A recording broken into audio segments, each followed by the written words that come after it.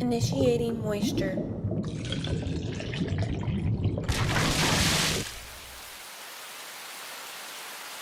Here's something the history books won't tell you.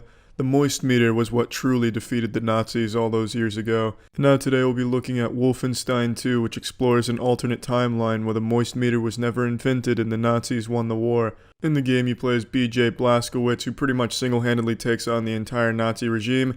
The other characters that support BJ never actually do anything in the battlefield. They just kind of stay back at home base, eat, sleep, and jerk off. Except BJ's lover, Anya. She's on the front lines constantly, and she's basically a female, pregnant Jason Bourne.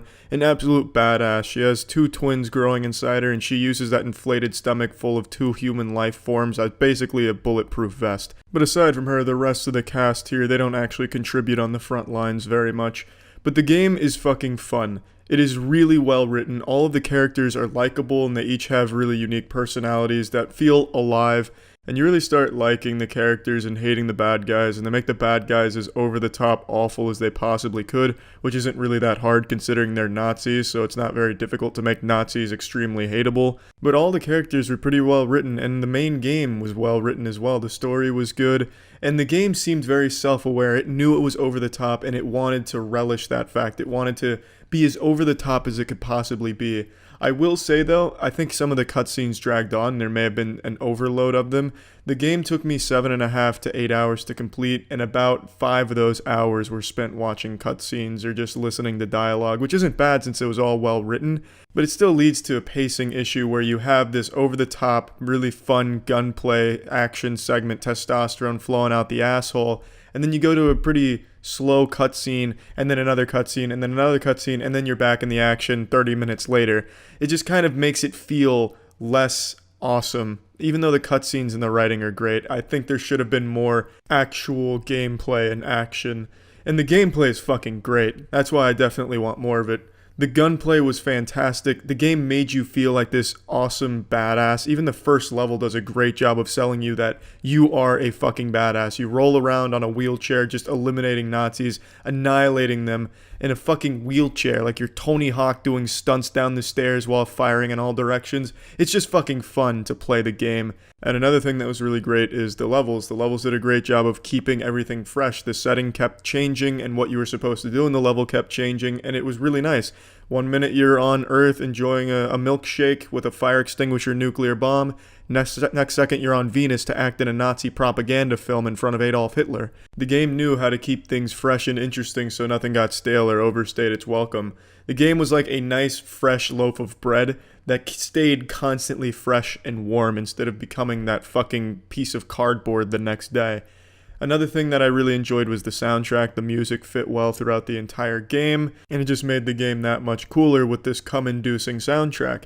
Now, as for some complaints I have about the game, I think the main hub world where you explore, get side missions and shit, and just talk to the crew was uninspired. It was labyrinthian, and it kind of got difficult to find your way around the ship. Even as you got towards the end of the game, you'd still have a hard time remembering where the ammo depot was, where Max is, where my girl Rosa was at. I needed to feed her potatoes so she got nice and strong, but half the time I couldn't find her. Really, that whole area was just lackluster and underwhelming. I also don't really like how the game ended. This is a game that existed purely to make a sequel. They had that in mind the whole time, but what they failed to realize is that in making a game to set up a sequel, you have to at least give the player some sense of accomplishment. In this game, it doesn't really feel like you accomplished all that much. I obviously think a lot got accomplished and it pushes the story forward quite a bit. But, take for example Halo 2. By the end of Halo 2, you feel like you've made a big impact on the story, even though you know there's going to be a next one. And this game just didn't have that sense of accomplishment, in my opinion. So let's go ahead and pop this into the same machine that took down the Nazis in the first place, the moist meter. I'm giving this an 80%. And I already know there's going to be people in the comments, what? Only an 80%? This man must eat asshole out of his asshole. Going against the grain of the mainstream game reviewers that give this a 9 out of 10. And he only had 2 or 3 main complaints and gives it an 80? He must just be trying to be edgy and cool. Well, troglodyte, just because there's not a whole lot of complaints doesn't mean I think this game is an absolute must-buy divine gift to humanity that deserves a 9 or higher. I think it's a very fun game that I enjoyed greatly, but it's not a game that I feel was groundbreaking or pushed the envelope and everyone in the world should play at some point. but it is a very fun game that people that like a competent FPS would very much enjoy. And I think most people will like the writing in this game. This game has a lot to offer people who enjoy a good single-player experience that's not marred by awful microtransactions, and just like some high testosterone over-the-top action. So yeah, that's it. So yeah. Initiating moisture.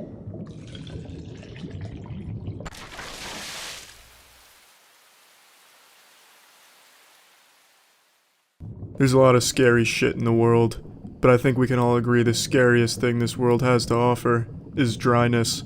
That's why the moist meter goes where no one should ever go. We play the driest shit that no one should ever play, and we put it on a moist meter so that way you know just how moist it is.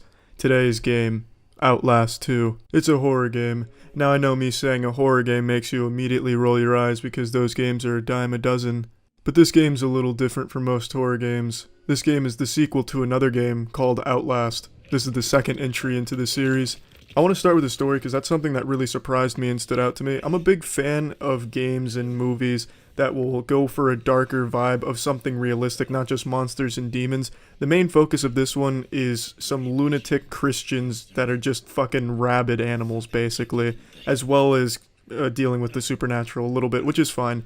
But I really like exploring that mentality of someone who's so obsessed with something that it just drives them to lunacy. The story of the game is as follows. You're Blake Langerman and your wife Lynn Langerman is missing after a helicopter crash you two were involved in. I'm gonna go ahead and address the elephant in the asshole here. Lynn Langerman is a horrible name. That's a really bad name. It's a horrible combination. It's like a peanut butter and bleach sandwich. The two just don't go together very well. But anyways, you're trying to find your wife, and while doing so, you uncover a pretty deep and interesting plot. You're also having flashbacks of 4th grade and a girl you knew back then. I really, really enjoyed the story. I'm just gonna say, I thought it was fantastic all around. The voice acting was really, really good. The characters were really well written. Everything was well written. And the story was just fucking interesting. You just wanted to understand how all the pieces connected and what was going on here. Now, as far as the graphics and visual style goes, everything looked pretty fucking good. Especially the environment. The environment really popped. Everything just felt real. The bloodied, mangled corpses, all of it looked really convincing and disturbing. The only thing I will say, though, is a lot of just the regular characters that hunt you are pretty goofy and not very intimidating or scary. They're just kind of laughably odd. They look like school bus drivers that just had a bad day and just found this cult and just decided to tag along just to fit in. And they'll say some goofy shit too, like, "Oh, in the eyes of God, I'm but a simple farmer stroking his girthy chode, but the Lord spoke to me and said even the limpest of dicks can shoot some cum," and then he'll stab you with a knife. It's not scary or eerie, it's just kind of weird and pathetic, and you kind of feel bad for those characters. It's like your strange neighbor that stands in front of his window in a half-open bathrobe every Sunday or some shit like that. But apart from just the normal average Joe villager hunting you down, all the other characters look good. And what's really good about this game is it doesn't shy away from just being incredibly brutal. It shows you every gut-curdling, visceral detail behind some absolutely horrendous acts, which is good that a horror game wasn't afraid to be disturbing to look at points. That's a very good thing. That's a positive. Now what I'm going to say next is probably going to squeeze a lot of people's nipples pretty hard, so just giving you a fair warning. Horror games to me aren't scary. Horror games only scare people who want to be scared by them. But that doesn't mean I don't like the genre. In fact, I really do like the genre. I just think it's oversaturated with a lot of mediocre and uninspired horror games. This isn't one of them, but I'm just prefacing the gameplay portion I'm going to talk about here with this statement. The gameplay does not really do a great job of making you scared of getting caught. It just makes it more frustrating than anything, like, damn, they got me, gonna have to do this again. It's never really scary when you're caught. However, the gameplay does a good job of building up tension because you'll have to wait for some of the characters in the environment to move around so that way you can sneak by them, and you'll have to do a lot of stealthy shit in order to get by them. You're not going to really be able to brute force your way through on your first playthrough when you don't know what you're doing. A lesson I learned the hard way because I'm a hardcore, impatient gamer barbarian sometimes. So in this game I had to take my foot off the pedal and dial down the testosterone a bit and take a step back and slow it all down. Which is really a good thing, because it puts you in this perspective of a journalist who is not prone to fighting. He's not someone that can put ass to faces when it comes to fisticuffs. So it does add a lot to the immersion of the game and the tension building, because you can't fight back, so you have to make sure you're not caught.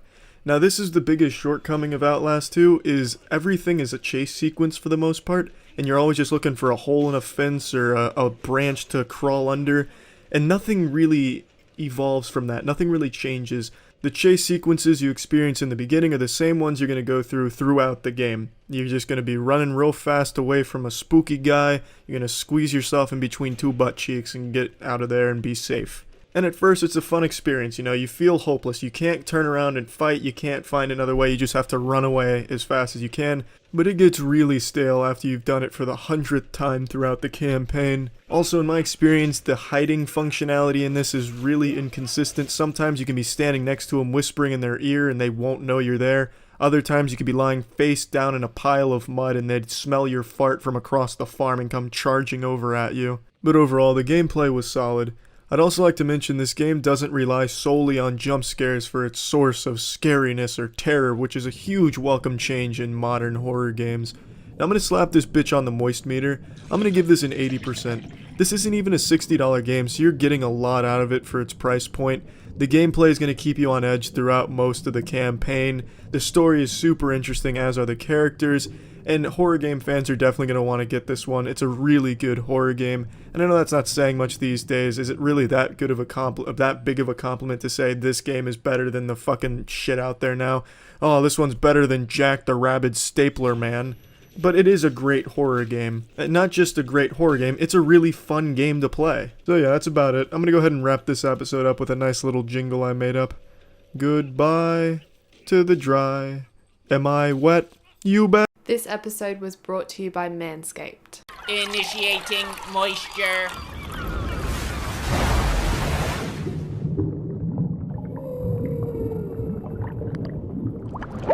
Welcome to the Moist Meter. Today we're taking a look at Resident Evil 3 Remake. Resident Evil 2 Remake was one of the best games of 2019 and totally reinvented what it meant to be a remake. When you hear that word, there's always a negative connotation of just a soulless cash grab, just like a little fresher coat of paint and that's it. Resident Evil 2 Remake took that, bent it over, and slapped it with a belt. It totally changed it. It was an incredible game with a lot of passion put into it, and it was an absolute joy to play. So I had a lot of hype coming into Resident Evil 3, and I gotta say, I'm a bit disappointed with it. By no means is it bad, but there is a lot of things that I think Resident Evil 2 did better, and this one just kind of misses the mark a lot more times than Resident Evil 2 did. I don't like to just directly compare them, so I'm not going to do that past this stage. So let's talk about Resident Evil 3. Let me pull down its pants and show you the penis I'm talking about here. So Resident Evil 3, in much of the same way as Resident Evil 2, is another total reimagining of the original, and it still has that same level of passion and soul put into the design choices and as well as everything that's laid out here. I can always appreciate the visuals here. It looks fucking fantastic, absolutely beautiful. Some great moments, some really interesting cutscenes, and a lot of really cool shit with Nemesis. I think Nemesis is a lot cooler than Mr. X. Last comparison, I promise. But Nemesis is fucking awesome in this game. Every cutscene with Nemesis is fantastic, but it's a double-edged dildo here because on the flip side of that coin, he's really underutilized in the boss fights you have with him. Nemesis rarely chases you throughout this game, whereas Mr. X was a constant looming presence I felt for the majority of the game. Nemesis is only there a couple of times really. He's not ever like on your ass, pounding that shit that often. And when you do encounter him, it's usually for an underwhelming boss fight. Which sucks fuck because he is so cool in the cutscenes and they really hype him up right out of the gates in the beginning of the game, so you're excited to encounter him in the world and fight him. But when you actually do get that opportunity, it's a big letdown. You fight him multiple times throughout the very short 4-hour campaign, but every time you do, it's just kind of like this little sad wet fart. It's like, he's just a bullet sponge. Because that's really all he is. A lot of the fights are just him being a bullet sponge. One of the fights are just copy and pasted. You fight the same exact mechanics twice against him, with one little difference between them, but not a whole lot. It's just really lazy boss fights with him, and I just feel like they didn't utilize him, and he was really cool too, so that was a bit of a shame.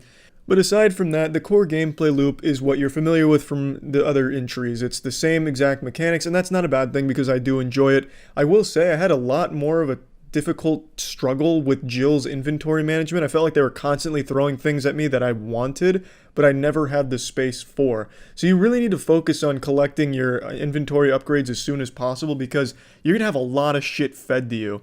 It's really a lot of items that I felt like this time I was constantly struggling with to make room, and some of the key items took up 2 slots in the inventory, so you really had to make a lot of sacrifices, I felt, at least on Jill's side. Carlos, that was never really an issue because he was more of just like a fucking full throttle, high octane, big machine gun badass kind of thing. But for Jill, it was a lot more of a nitpicking inventory manager that I felt was like the actual boss of the game. I had to keep dropping shit constantly, and then I'd be malnourished going into an encounter or trying to get somewhere. That was a bit of a headache, but not too big of a deal. I also felt like it was a little more RNG reliant when zombies would go down and when they'd get staggered, which is also a headache because the enemies are beefy as shit. They're all pretty tanky. They're all pretty much bullet sponges throughout the game, so it does get to be a bit of a headache, especially when you're mismanaging your inventory. If you make one mistake, you could really kind of shoot yourself in the foot for a while. But again, the gameplay loop isn't all that dissimilar from what you're expecting and what you're used to. There's no improvements to it. There's nothing they take a step back on, really. It's pretty much the same, and there's really nothing wrong with that. Just a couple of things that were an issue in the previous entries are an issue here when it comes to gameplay.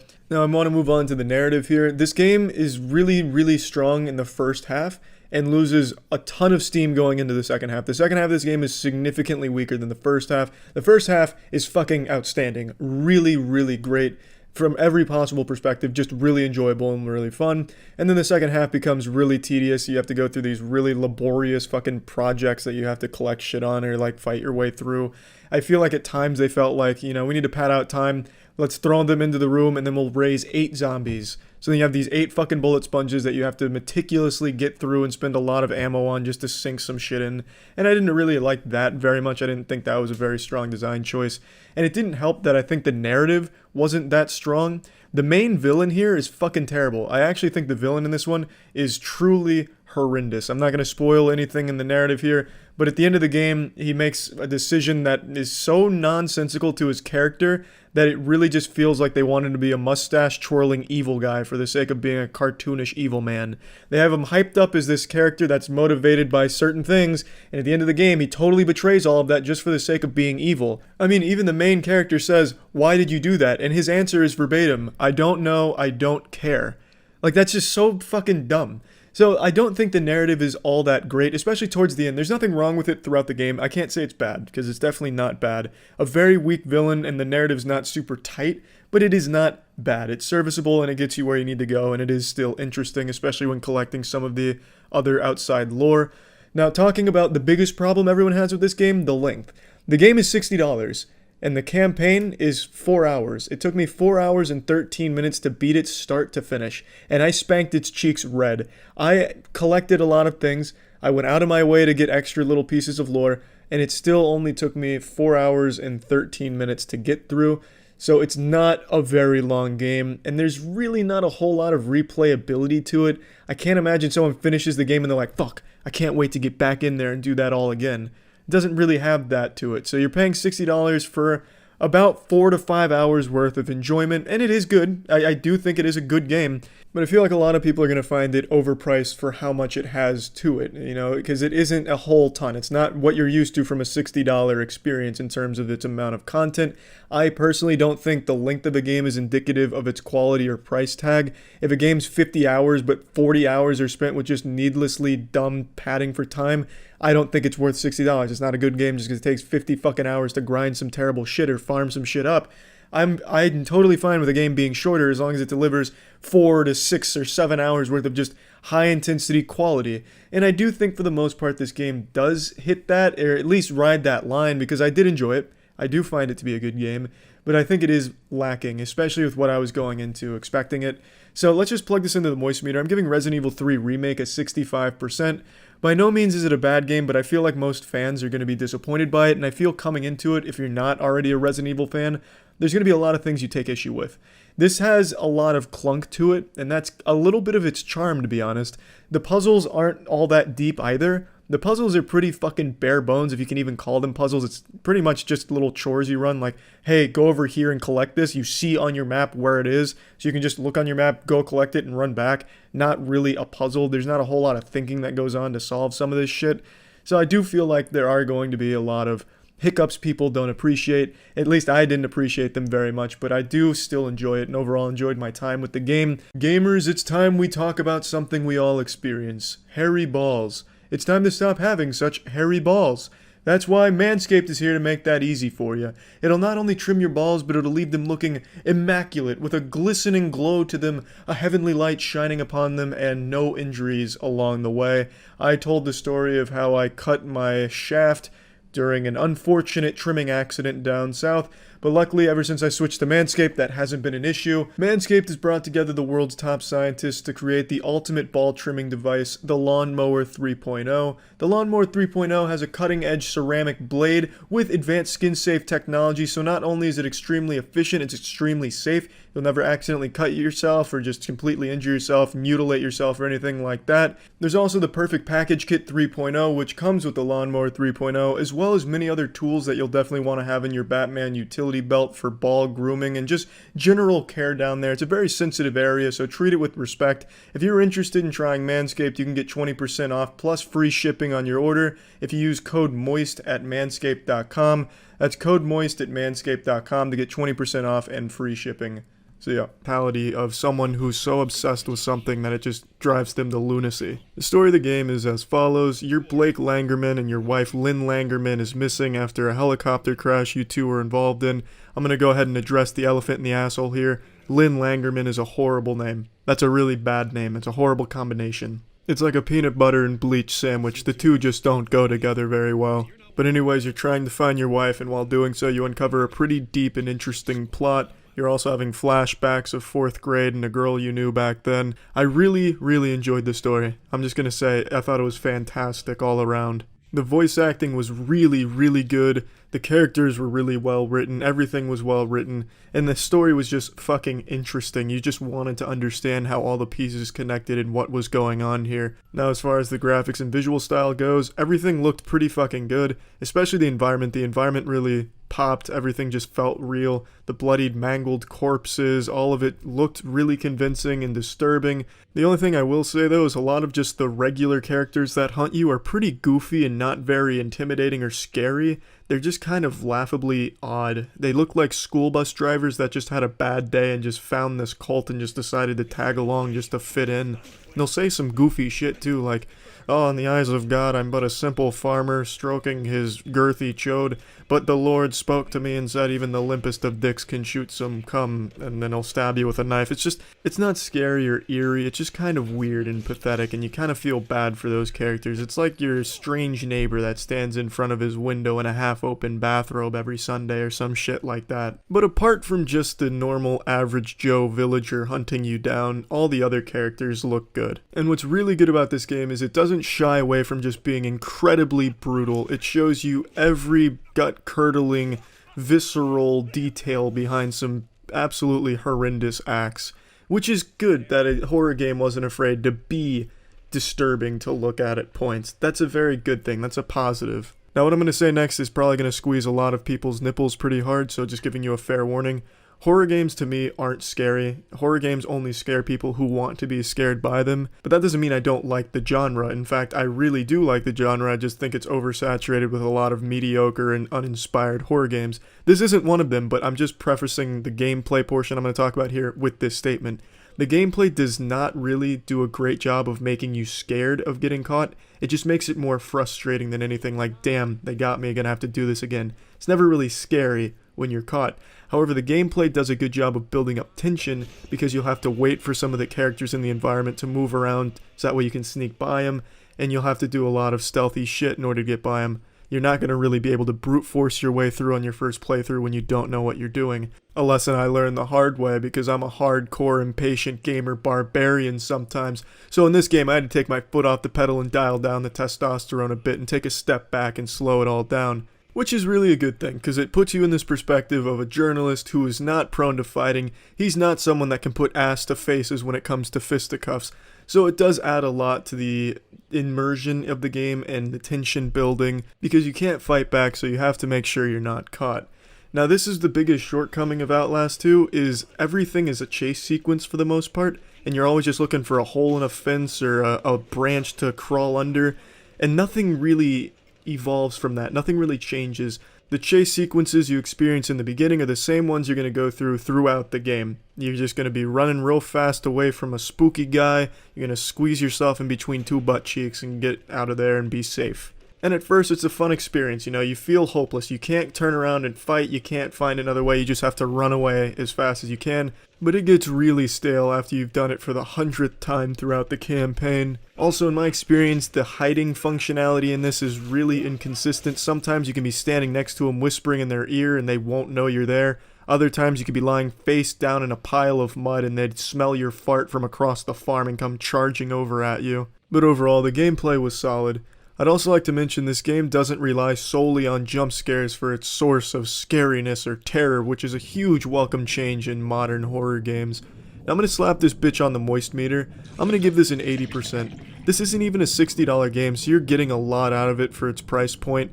The gameplay is going to keep you on edge throughout most of the campaign. The story is super interesting, as are the characters.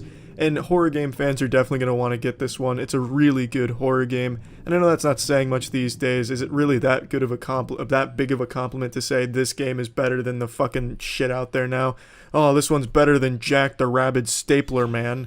But it is a great horror game. And not just a great horror game, it's a really fun game to play. So yeah, that's about it. I'm going to go ahead and wrap this episode up with a nice little jingle I made up. Goodbye to the dry. Am I wet? You bet. Initiating moisture.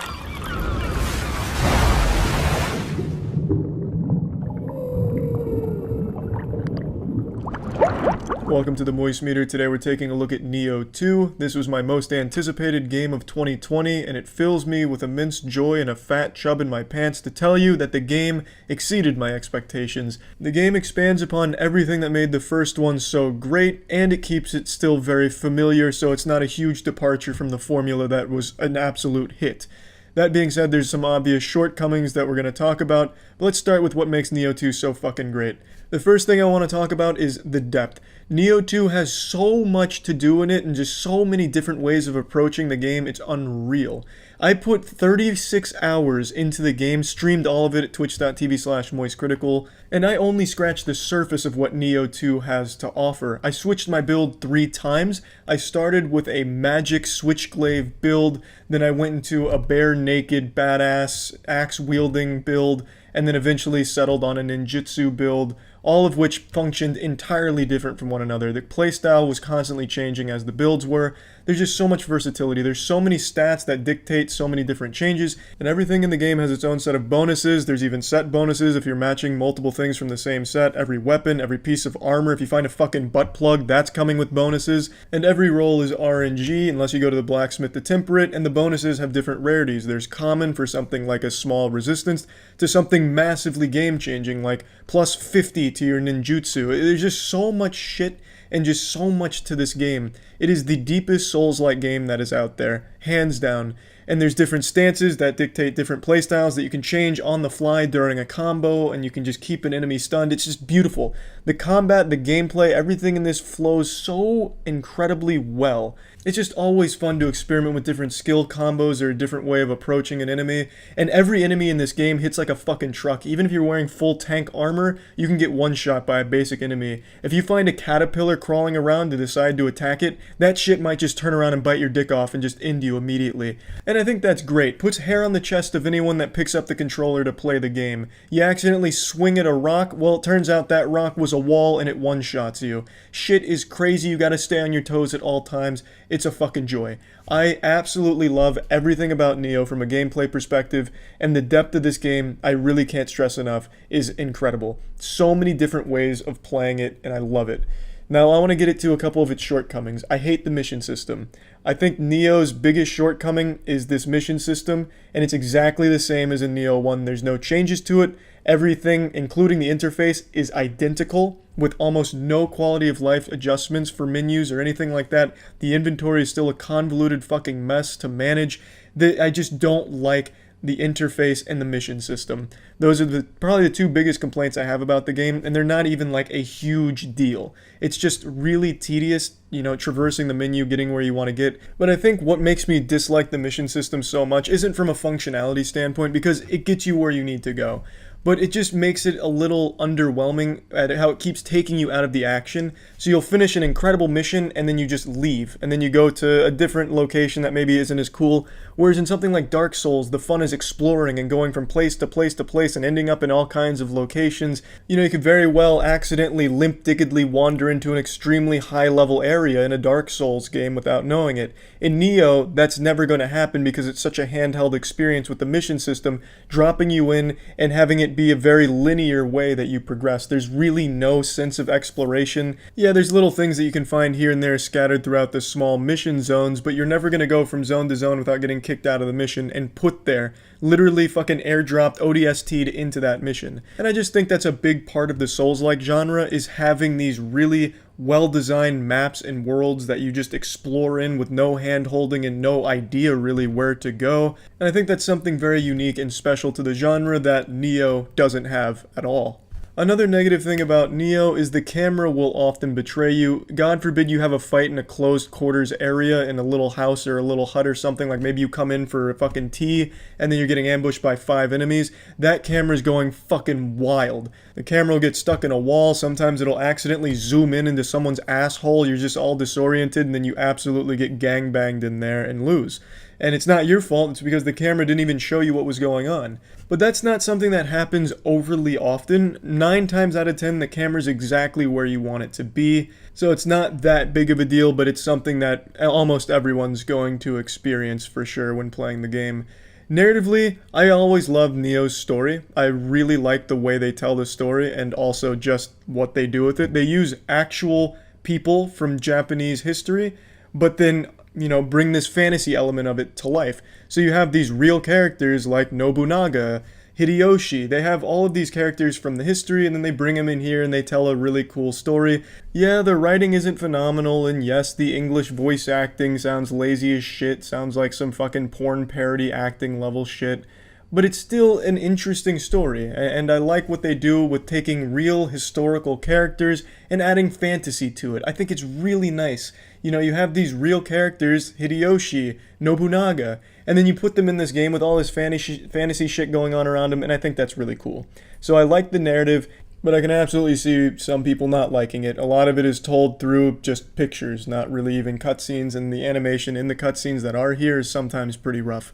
But I'm a fan of it. I don't think it took away from the experience, and I don't think anyone was going to be playing Nioh 2 for the narrative in the first place anyway. If you're getting Nioh 2, what you're playing it for is the incredible, unmatched, high-octane, full nuts-to-butts, massive testosterone-pumping action, and Nioh 2 delivers. It just has so much. I didn't even touch on soul cores, yokai shifting. I barely even told you how much there is in there for gameplay and min-maxing.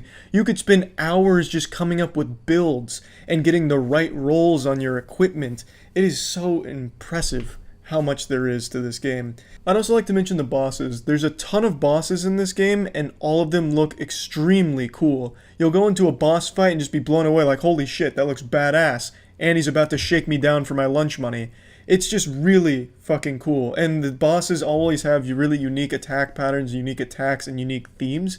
So I was really impressed because they really ramped it up from Nioh 1, where I thought the bosses were a little lackluster. They're much better in this game. However, I do have to say there's a few bosses in here that I think mechanically were designed shittily. There's a couple bosses in here where their idea for difficulty was just cranking up their health to an insane amount. For example, Shibata, that's like slapping a brick wall with a wet noodle. You will be chipping away at his health so slowly for so fucking long. It's just, I don't think that was a smart design choice to make it difficult, because all it did was artificially make the fight longer, not harder. It was just tedious and frustrating. And then there was the monster house. I'm blanking on its name, but it's just this fucking house that has tentacles coming out, full hentai style. You're fighting 4 tentacles at once, and then there's 2 other tentacles that'll come in and hit you with a one-shot laser beam that you only hear audio. You can't see it, it's not telegraphed, so you just have to be very closely paying attention to the audio, and I think that's a little unfair, especially during all the hectic chaos from 4 other tentacles firing ice balls, fireballs, and fat fucking balls everywhere. So I just feel like some of the bosses were designed poorly for the sake of making it difficult when it really wasn't difficult, just kind of unfair or tedious. But otherwise, I think Nioh 2 is an incredible fucking game that I can't recommend enough to anyone that likes Souls-like games, action games, or any games with a lot of min-maxing potential. There's so much to do in Nioh. So plugging this into the moist meter, I'm giving Nioh 2 a fat 90%. Super happy with how great the game is. Also, I'd like to apologize. I didn't stream the final boss kill because if you were tuning into the streams I was doing for Nioh 2, twitch.tv/moistcritical, my internet cut out when we were finishing the final boss, and it was 3 a.m., so I just went to bed and then I beat him the next morning. So just letting you all know now, that's what happened, and I'm sorry, it was fucking late and I didn't feel like restarting the stream and getting the computer all set up again. But anyway, Nioh 2, great game, highly recommend, good shit. See ya. This episode was brought to you by Surfshark. For 83% off a 2-year plan, visit surfshark.deals/penguin. Initiating moisture.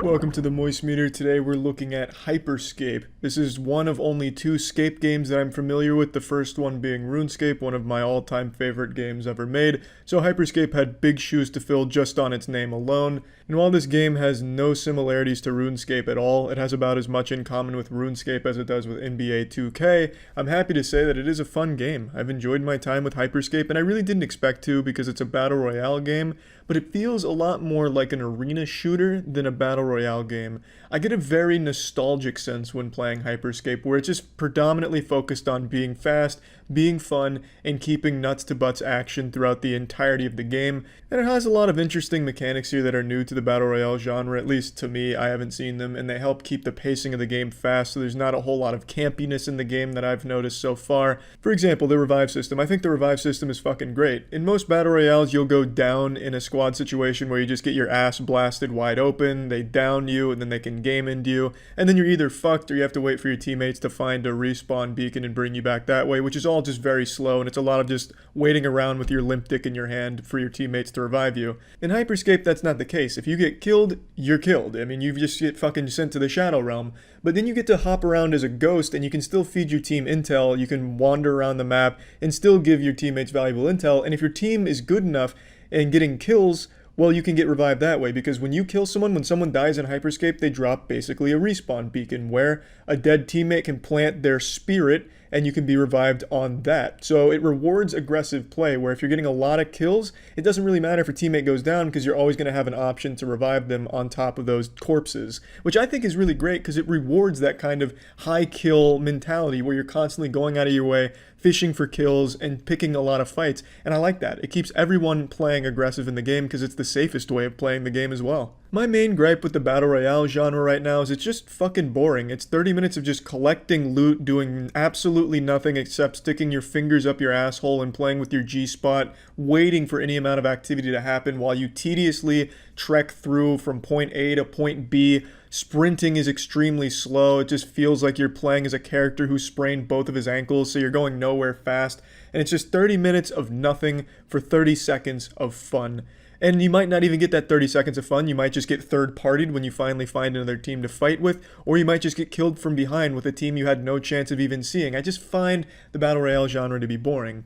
But in Hyperscape, it solves these issues that I have with battle royale genres by rewarding the aggressive play. Teams that play aggressive are the teams that are absolutely going to win. You can't really camp your way to a victory. When zones collapse in this game, everything in the zones is gone immediately. All the cover, everything is gone from that zone. So you don't even get any kind of advantage from camping shit out in a zone and maybe playing it super slow. It's just constant full throttle action, and I really can appreciate that. And teams that do try and play campy like they're playing fucking Warzone hiding on rooftops, it doesn't do them any good because there's so many movement options. There's teleport, there's slam, there's a ton of jump pads all over the place, so it's very easy for teams to access those roofs and just punish anyone that's trying to camp and snipe or some shit like that. The options you have in this game are all geared towards getting right up in someone's nutsack and taking a fight to them. And even in the in-game, where most people really just put the pacifier in their mouth and play like a fucking baby doing nothing but camping and waiting, it doesn't work in Hyperscape because something spawns called the crown, and if you hold the crown for long enough, you just automatically win the game. So you can't camp your way to a victory because you're going to have to fight over that crown at the end anyway, which is just really nice. I can appreciate that Hyperscape wanted to be very action-oriented, very fast-paced. You're oftentimes going to be finishing a game with 15, 16, 18 kills. It's just fun. But that being said, it is a very casual kind of game. This is just a game that's fun to kick back, play for like 2 or 3 hours, just have some fun with your friends and be done. I don't see this game really having a competitive future, to be honest, but I don't think it needs to. It fills the niche that I think Battle Royale really needs, which is just one that's not taking itself overly seriously. It's just, hey, look, this has all the tools to play aggressive, go frag out, get some fat fucking kills, big fucking dubskis. There's not a whole lot of time in between games, so you're getting into games quickly. The games are quick, and there's not a whole lot of just sitting around waiting for shit to happen in the match. It's just a lot of high-octane fun. The only thing that I often had a problem with this game is just the bugs, which I imagine won't be present when the game fully does come out. There was a lot of fucking bugs. Like, there's really bad ones where sometimes you just can't even reload your gun. So you have to fucking drop the gun and pick it back up again before you can use it. Oftentimes, when you're reviving someone, it would just drop for no reason, which in a clutch situation really makes it frustrating. So the bugs are rampant in the current build of the game right now, but I imagine as time goes on, that's all going to get fixed if they give this game the proper care.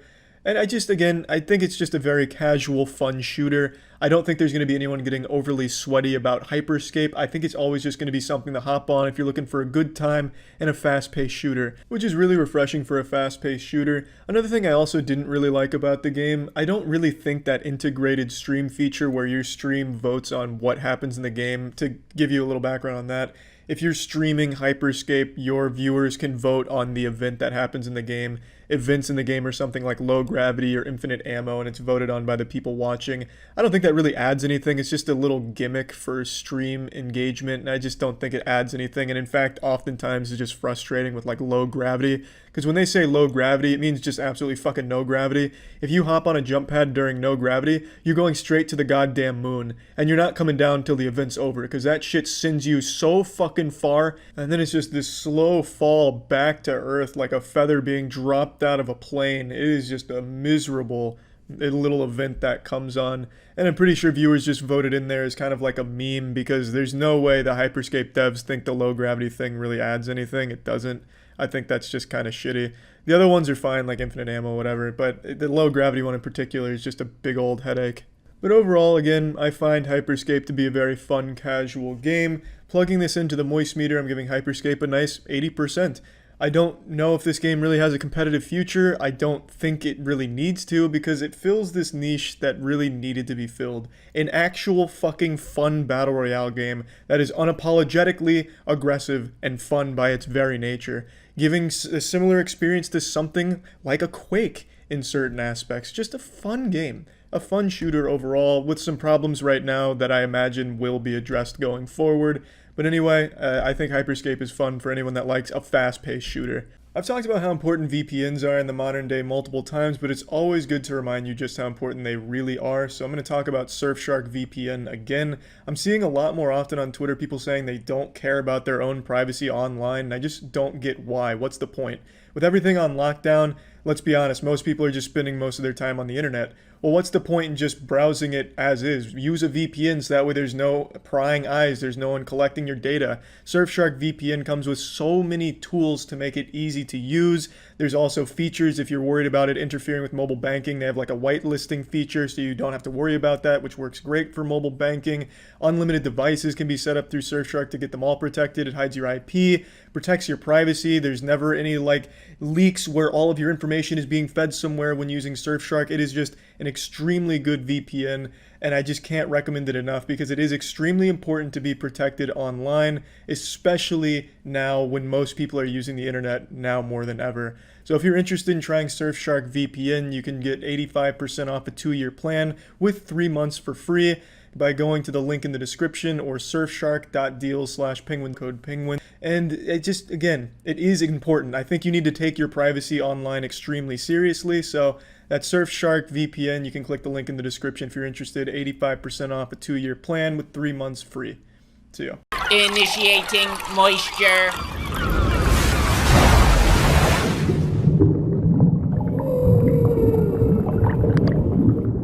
Welcome to the Moist Meter. Today we're taking a look at the new remake, remaster, reimagining of The Last of Us. The Last of Us Part 1. So let's get down to business. The first Last of Us game is an absolute masterpiece and a damn near perfect story.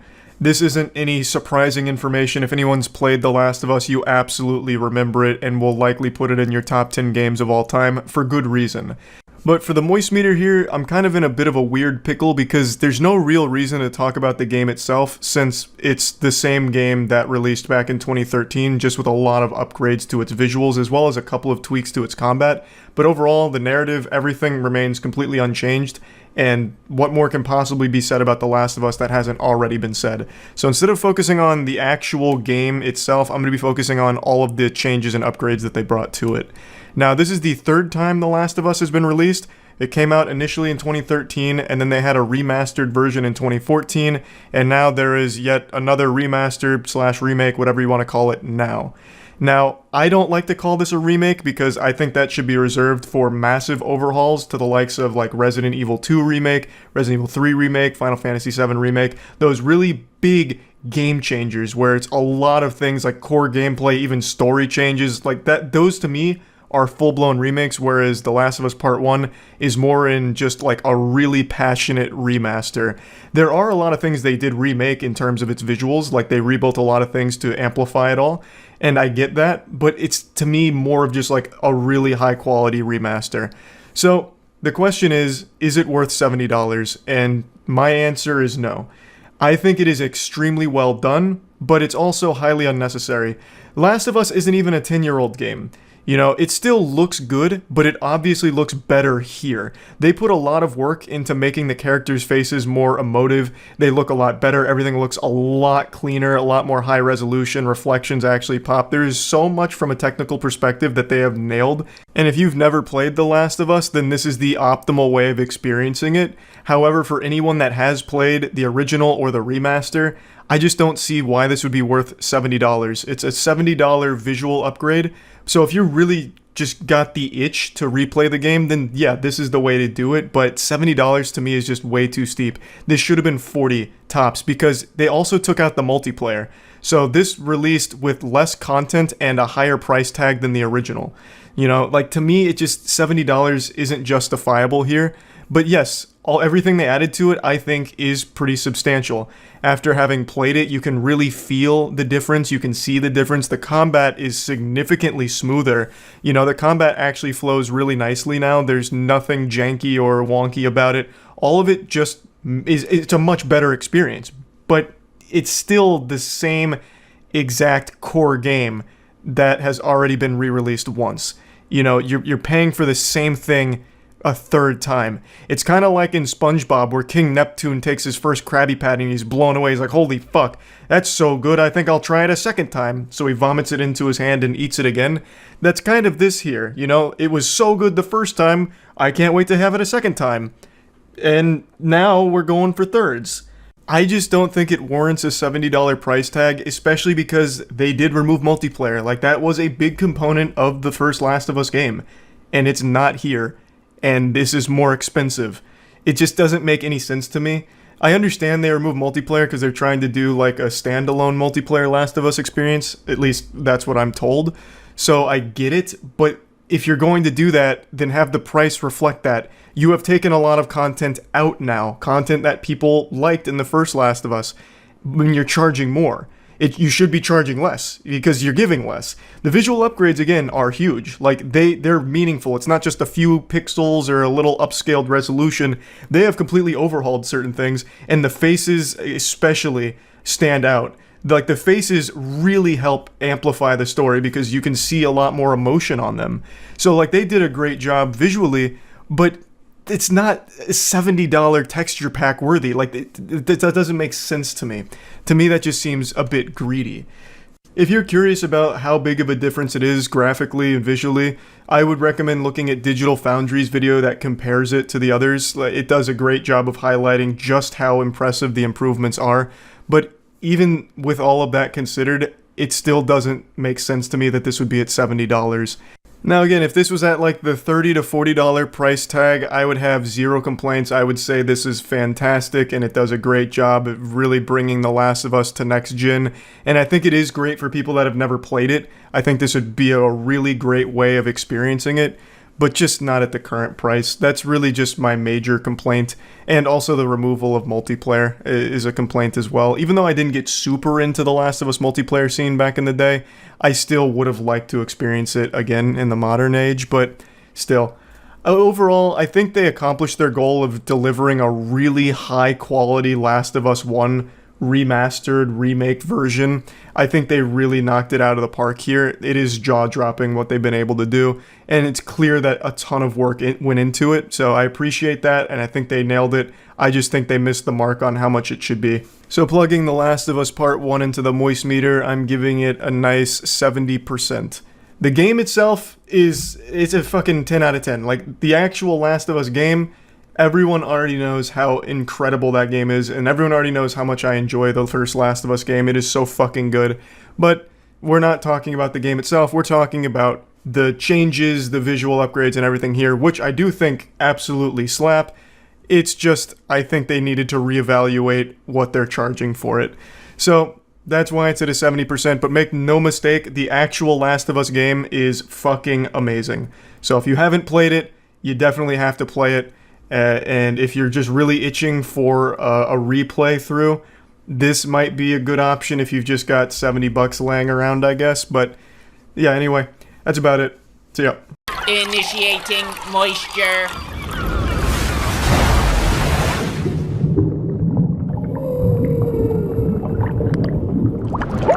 Welcome to the first ever moist meter in progress. It's for Valorant, and the reason why this is in progress is because Valorant is currently in a closed beta where you have to play like a little fucking lottery to get a key through streams, which will touch on everything the good and bad about everything surrounding Valorant here, but I will not be assigning it a score since it is a beta and constantly evolving, so it just wouldn't really be fair to give it a score now when the full game down the line may come out and be totally different from everything I've talked about here. It could look like fucking Borderlands 4.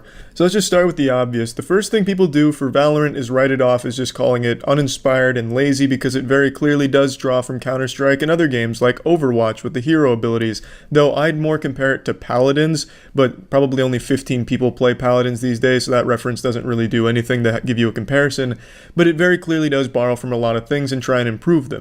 Yes, the idea itself isn't the most inspired, however, it's the only actual competition to Counter-Strike. Counter-Strike has had a monopoly on that entire gameplay genre for a long time now, so I don't know why people are upset that there's competition now. Competition is always great for games because it forces the game to improve, to match the competition. It's a back and forth, a little dick swinging contest. It makes the games get better. If Counter-Strike never has competition, there's no incentive for them to keep listening to the community and trying to make it better. But now that there is competition, there is that incentive to keep the game growing and keep listening. So even if Valorant sucks ass in your opinion, its existence is still good if you're a Counter-Strike fan.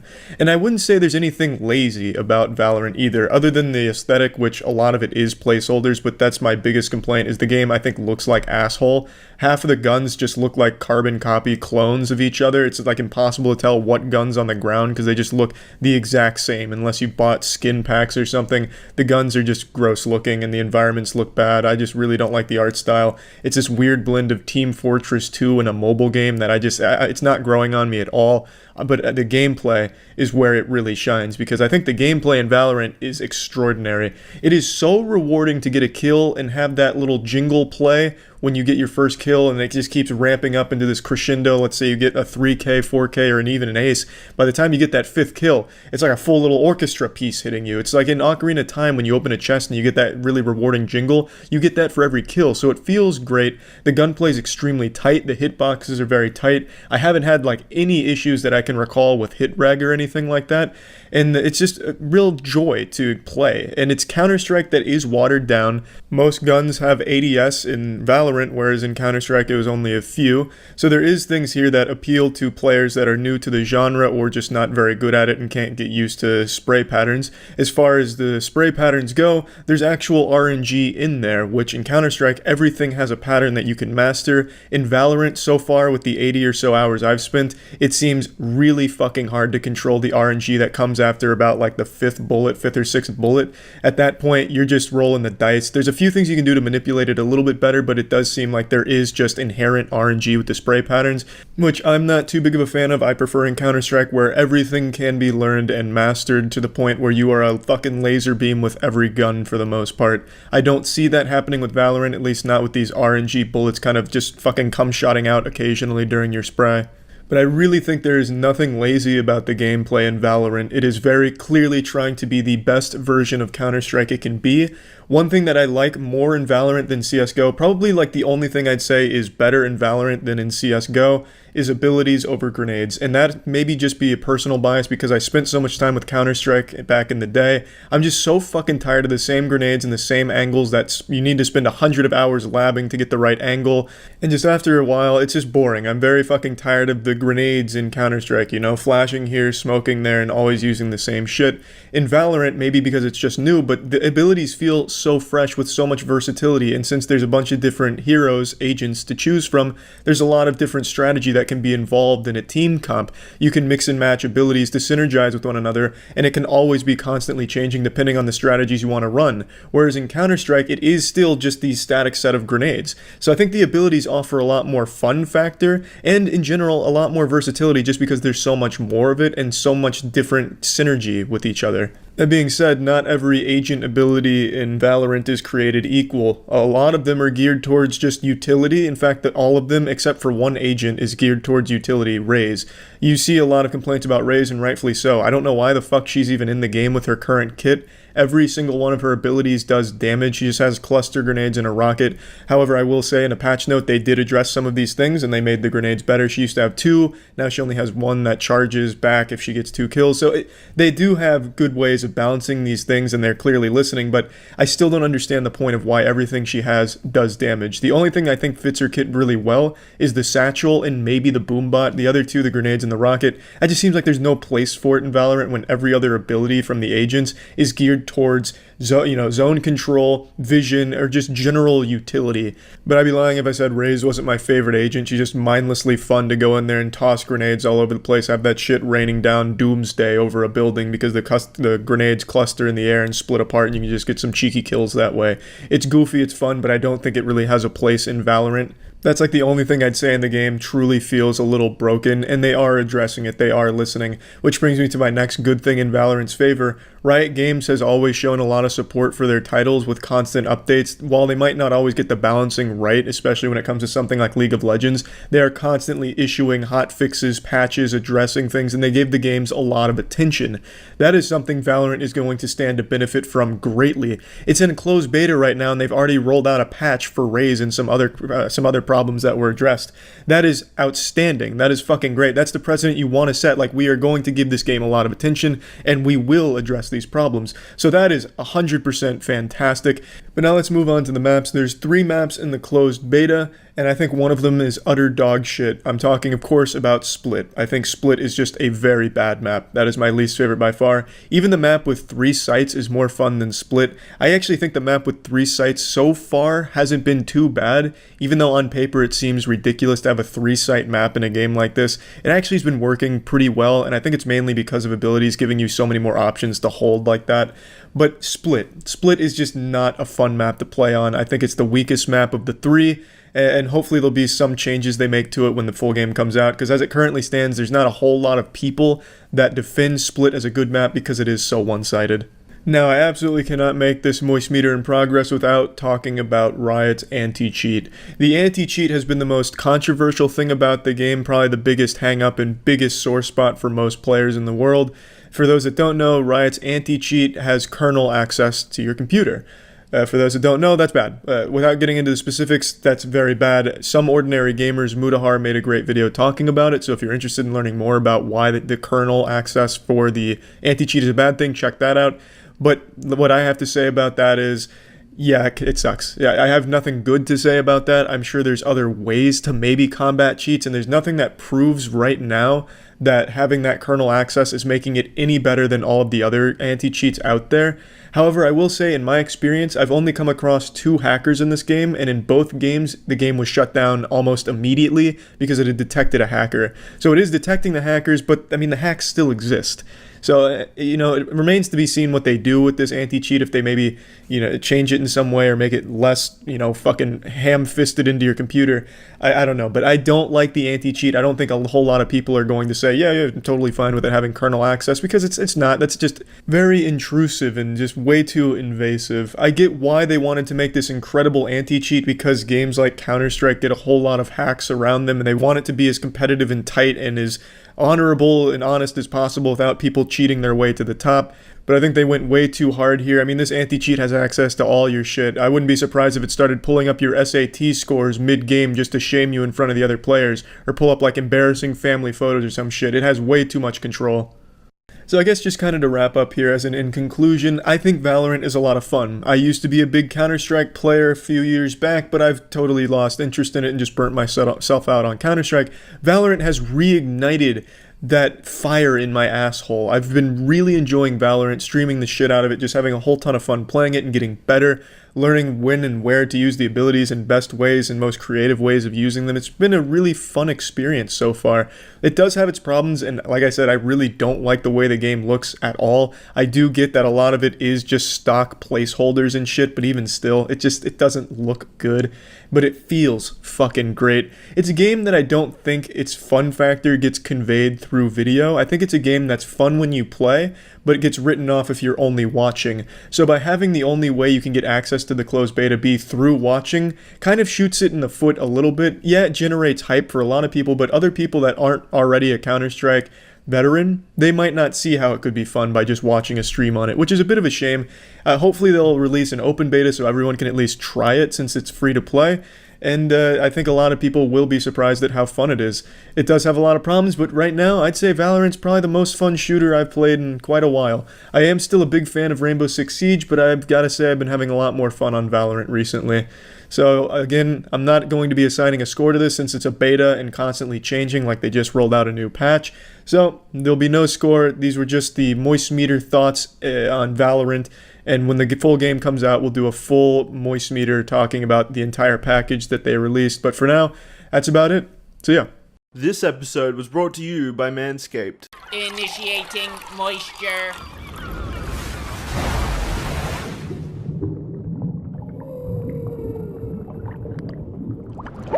Welcome to the Moist Meter. Today we're taking a look at the Avengers game. So let's just go ahead and spread these cheeks right away. So I want to just get this clear right now. The game is fine. Everything this game has is done well enough to be considered a good game. There's nothing wrong with it. I wouldn't even say this game's lackluster in any one area. But all that being said, I didn't really enjoy my time playing it. Now before you get a superpowered hate boner going, let me go ahead and explain what I mean. So the main thing that I found to be kind of boring was the combat. The combat is serviceable. I'd even say the combat's good in certain cases, but overall it's just extremely repetitive. You're fighting the exact same combination of 3 enemies for the entire duration of the game. Most of the objectives in most of the missions, on like side missions and such, are just stand on this one plate for like 6 minutes fighting waves. It's just the objectives themselves are fun. The environments are really uninspired. You're never really going anywhere cool or seeing anything cool outside of a couple of really good cutscenes and set pieces in the campaign. And it's just when you're fighting these enemies, it's never really fun. It's just kind of a chore. To me, the combat just feels extremely slow and even a little bit clunky at times. It feels like every character is moving through an invisible layer of thick syrup before they make contact with the enemy. And when you do make contact, it sounds like you just hit them with a wet noodle. The sound design sounds like something out of Looney Tunes, like it's just stock sound effects. There's not like a huge impact or a real satisfying effect or anything. It just seems pretty underwhelming when you do start comboing somebody. Now there is versatility to the combat. There's a lot of ways to mix and match combos and do certain moves and stuff that do make it pretty flashy and cool at times, but overall, it really loses its fun pretty early on. There's multiple skill trees that you drop points into to unlock new moves and different abilities and different ways of approaching fights, but even when you do have almost all of these, it still feels exactly the same as it did within the first hour of gameplay. And some of the boss fights nearly put me to sleep. Like there's this fucking Warbot boss fight where you just go around slapping Vince on its 6 legs and then hitting its eye after you blow up all 6 vents. Meanwhile, the bot doesn't really do anything. It just lets you keep slapping it around, and sometimes it'll lift a leg up like a dog trying to take a piss. It's just really boring fights. A lot of the boss fights are, at least in my opinion. And just overall, this game, it's not, like I said, the game's not bad. I would never consider this a bad game, but it is passionless. I would say that this is a very uninspired game. This feels like some executives just looked at everything popular with a younger demographic, superheroes, Anthem-style mechanics, factions, bounties like from Destiny. But let's put them all in here and kids will love it. Loot system. People love RPG. Let's throw a little primitive loot system in here.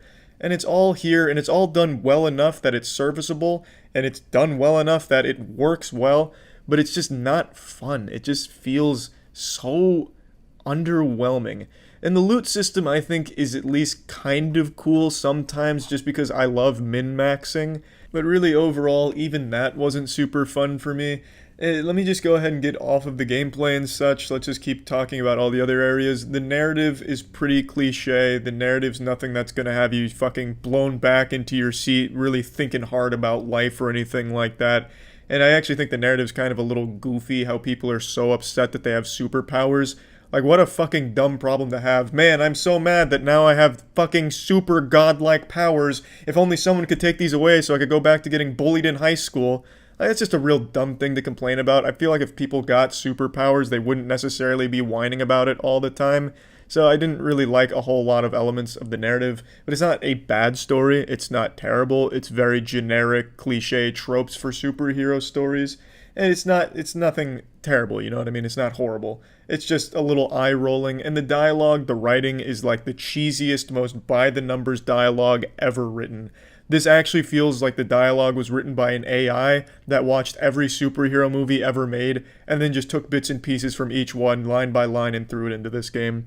The writing feels like it was made in a day, just by copying everything you've heard from everything else. It's just, it's not bad. Again, it's not bad because it works, you know? It's superhero tropes, and it's done well enough where you're like, yep, that makes sense. That about fits here. I will say, though, some of the voice acting feels really phoned in. Like, some of the voice actors they got here, they just feel like they're not even trying at certain points, which I could totally understand because they have the characters talking fucking non-stop.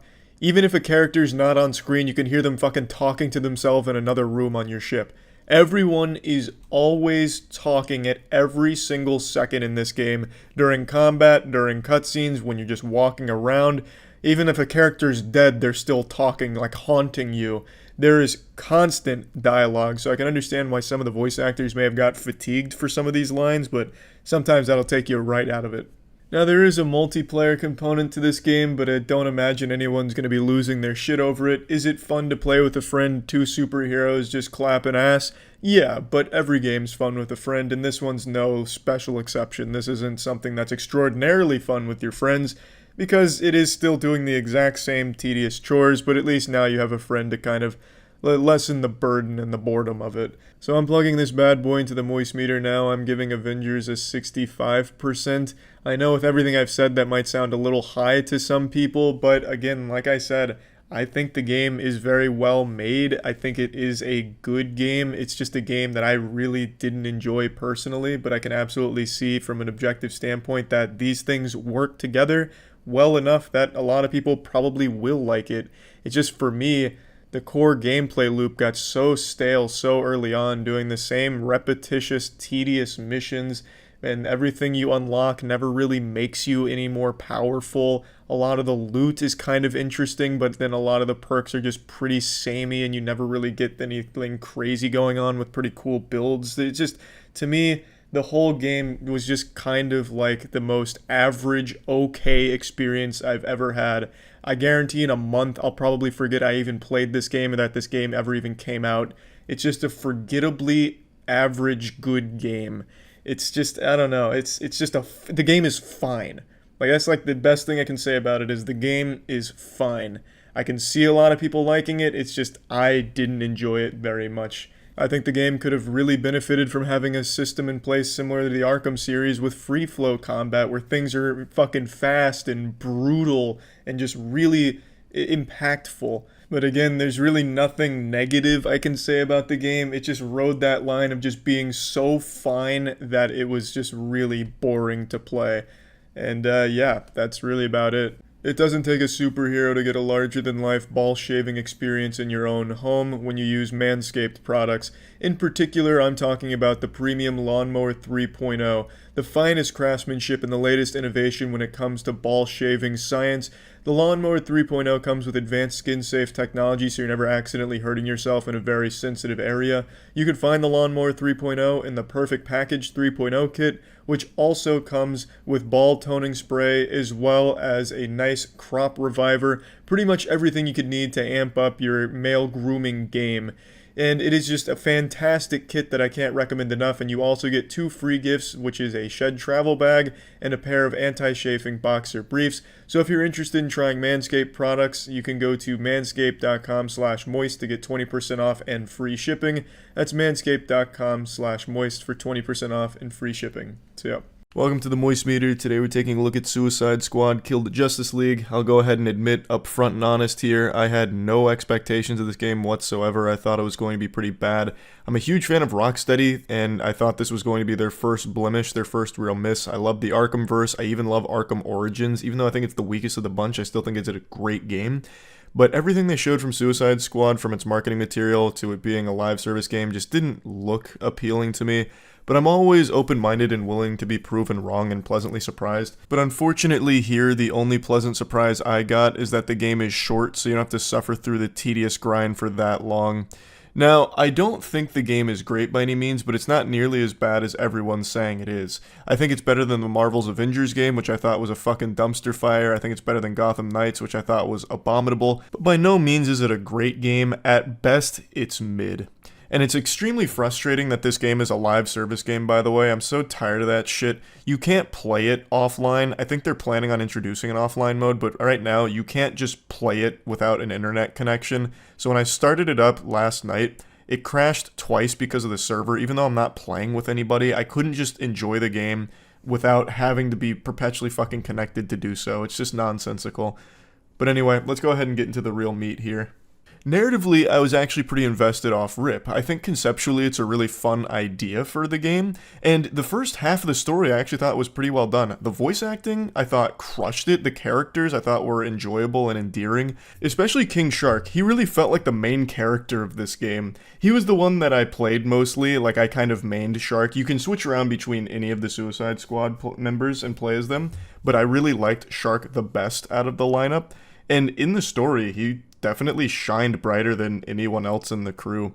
The writing's going to be really hit or miss depending on who you are and what really tickles you. For me, a lot of the jokes weren't landing, and that's probably because the characters just never shut the fuck up. It's just this perpetual cacophony of noise as characters scramble to shout a joke every time you move in the game.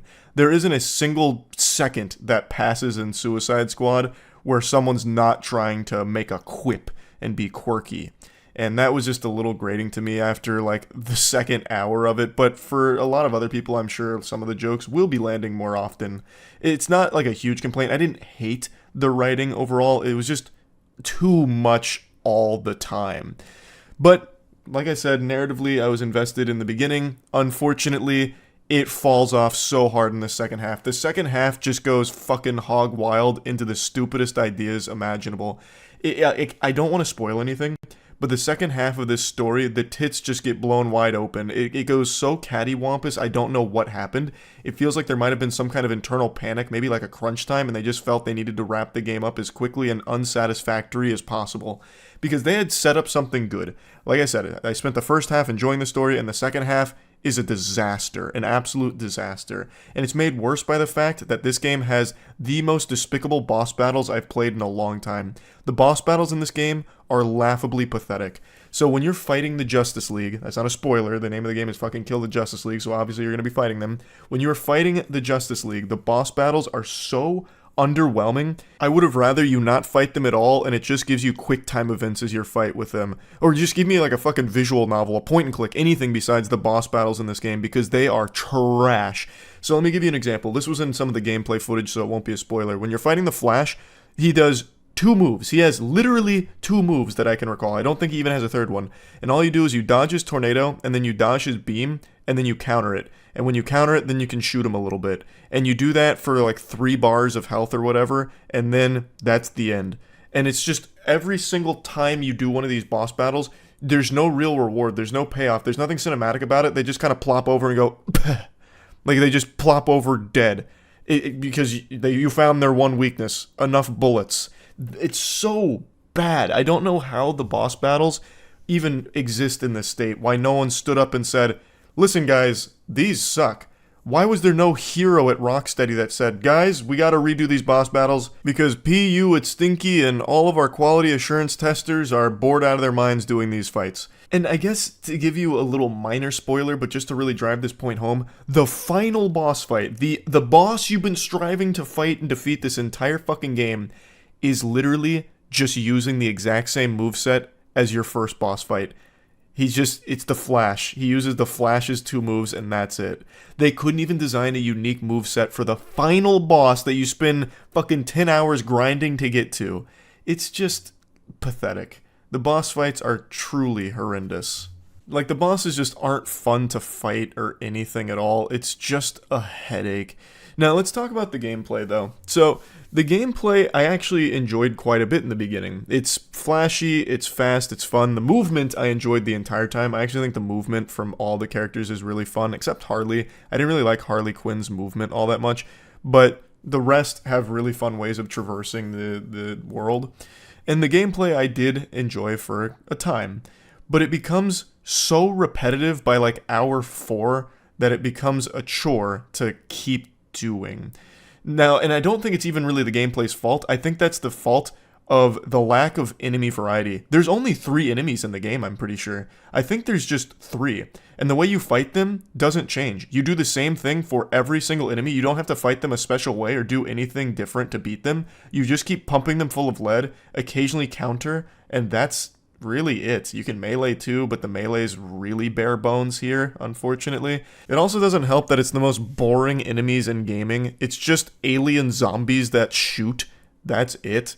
So while the gameplay was fun in the beginning, it got really tedious towards the end. The combat is fast, it's flashy, and there is some fun variety to the builds that you can do because you find these different weapons that change things around, tweak things, give you modifiers, and you can do some pretty interesting stuff, but it just really loses its luster when there's nothing to really test it against because it's just the same enemies repeated over and over and over again, and you don't have to do anything really special to beat them, you just shoot them a lot and then occasionally counter when there's a blue indicator. Another thing that holds the gameplay back and makes the combat feel dull is the missions.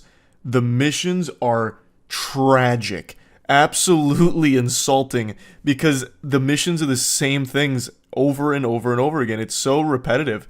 And God, please, heavens to Betsy, save yourself from this game if you hate escort missions, because there's so many. There's escort missions out the wazoo. I can't believe we're still getting escort missions in 2024, let alone this many. There were so many escort missions in this, I was nauseated. But even when you're not doing the boring escort missions, you're doing these fucking boring, like, tower blow-up missions, where all you do is you kill like a group of 4 enemies that zap in, they phase in. You kill those 4, which breaks a shield on the crystal that they're protecting, and then that crystal opens up the incubator, so then you go to the incubator and then just press square and it blows that up. Mission complete. And you'll do that like 5 or 6 times. And if it's not that mission, then it's the mission where you need to collect data. So you kill some enemies that spawn in, and you get little data cards, and you bring them back to your truck. And then you do that 8 times, and then 16 times. And those are like, that's the kind of missions that you get in this. And I really think it's because they needed to make that for it to work as a live service game. They needed these easy, simple, repeatable missions in order to make these daily challenges so we keep logging in for your dailies and whatever. And it sucks. The missions are so bad.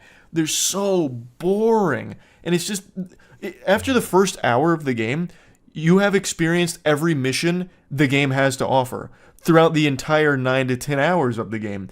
In fact, the final mission leading up to the final boss is just doing the previous 2 missions. It super sucks. You just blow up the incubators and then you go and gather data chips and bring them back to the Goober Mobile, and you rinse and repeat that process all the way up until you get to the final boss, which is just the copy and pasted Flash moveset.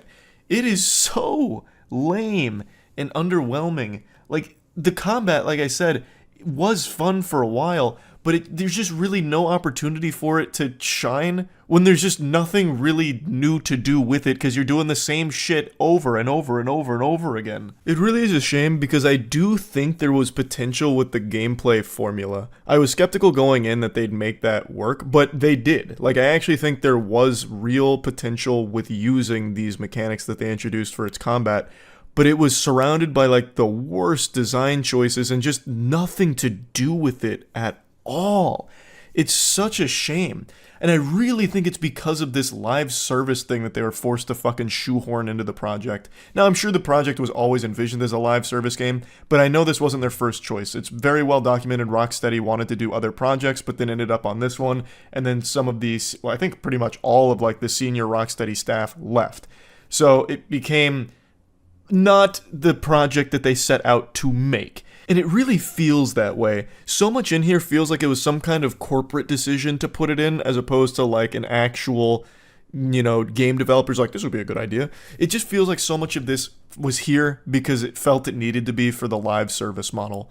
It's just so sad. Rocksteady's games meant a lot to me, and to see them put this out just makes me upset. Because I know they can make great games. We've seen them make banger after banger. But this is a clunker. It's not as bad as everyone is saying it is. It's just inexcusably mid. Insultingly mid. And I really get the feeling that they knew that too. Which is why they didn't send out the review codes or anything prior to launch. It just feels like they didn't have that much faith in it. And it really feels like there's blatant padding in here. Like, I can't think of an explanation for why there's so many escort missions. Everybody, every developer, every player in the world knows that escort missions are flops. Nobody likes escort missions. And there are so many in here. What a fucking fumble. What an absolute fumble. There's just no reason for that to be here other than they felt forced to put in these like really generic, repeatable standard missions because it's fucking live service. It's not great. Anyway, plugging Suicide Squad Kill the Justice League into the moist meter, I'm going to have to be giving this a 45%. And I guess mid would be a 50% here, just perfectly average in the middle, but I'm giving it a little under that because the second half of the story is truly abhorrent. And the second half of the game is just spammed with the worst missions the game has to offer. So it gets very, very, very annoying towards the end of the game here. So it's just a shame. I also do predict that this game won't be around long. It's looking like they're trying to get like 12 seasons out of the game, 12 to 13 seasons out of the live service experience here. So even when you beat the game, it's not done. I think there is a non-zero chance this game doesn't make it to 12 seasons. I think they might pull the plug on it before then, thus it would never actually be completed. And if they don't introduce the offline mode in time, you'd never be able to play it again because you'd need the online, which they, I think, would probably take off if this game doesn't sell super well. So it's just really a game that's not worth the $70 price tag right now. It certainly wasn't worth the $100 I paid to play it early for the early access to it. But anyway, that's really about it. See ya.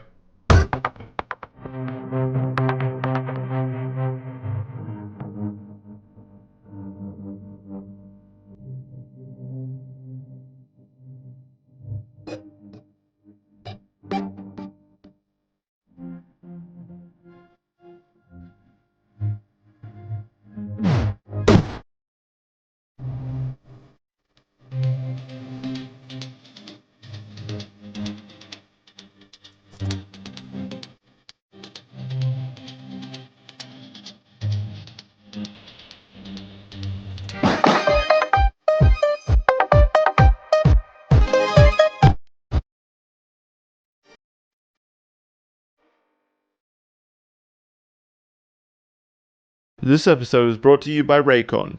Initiating moisture.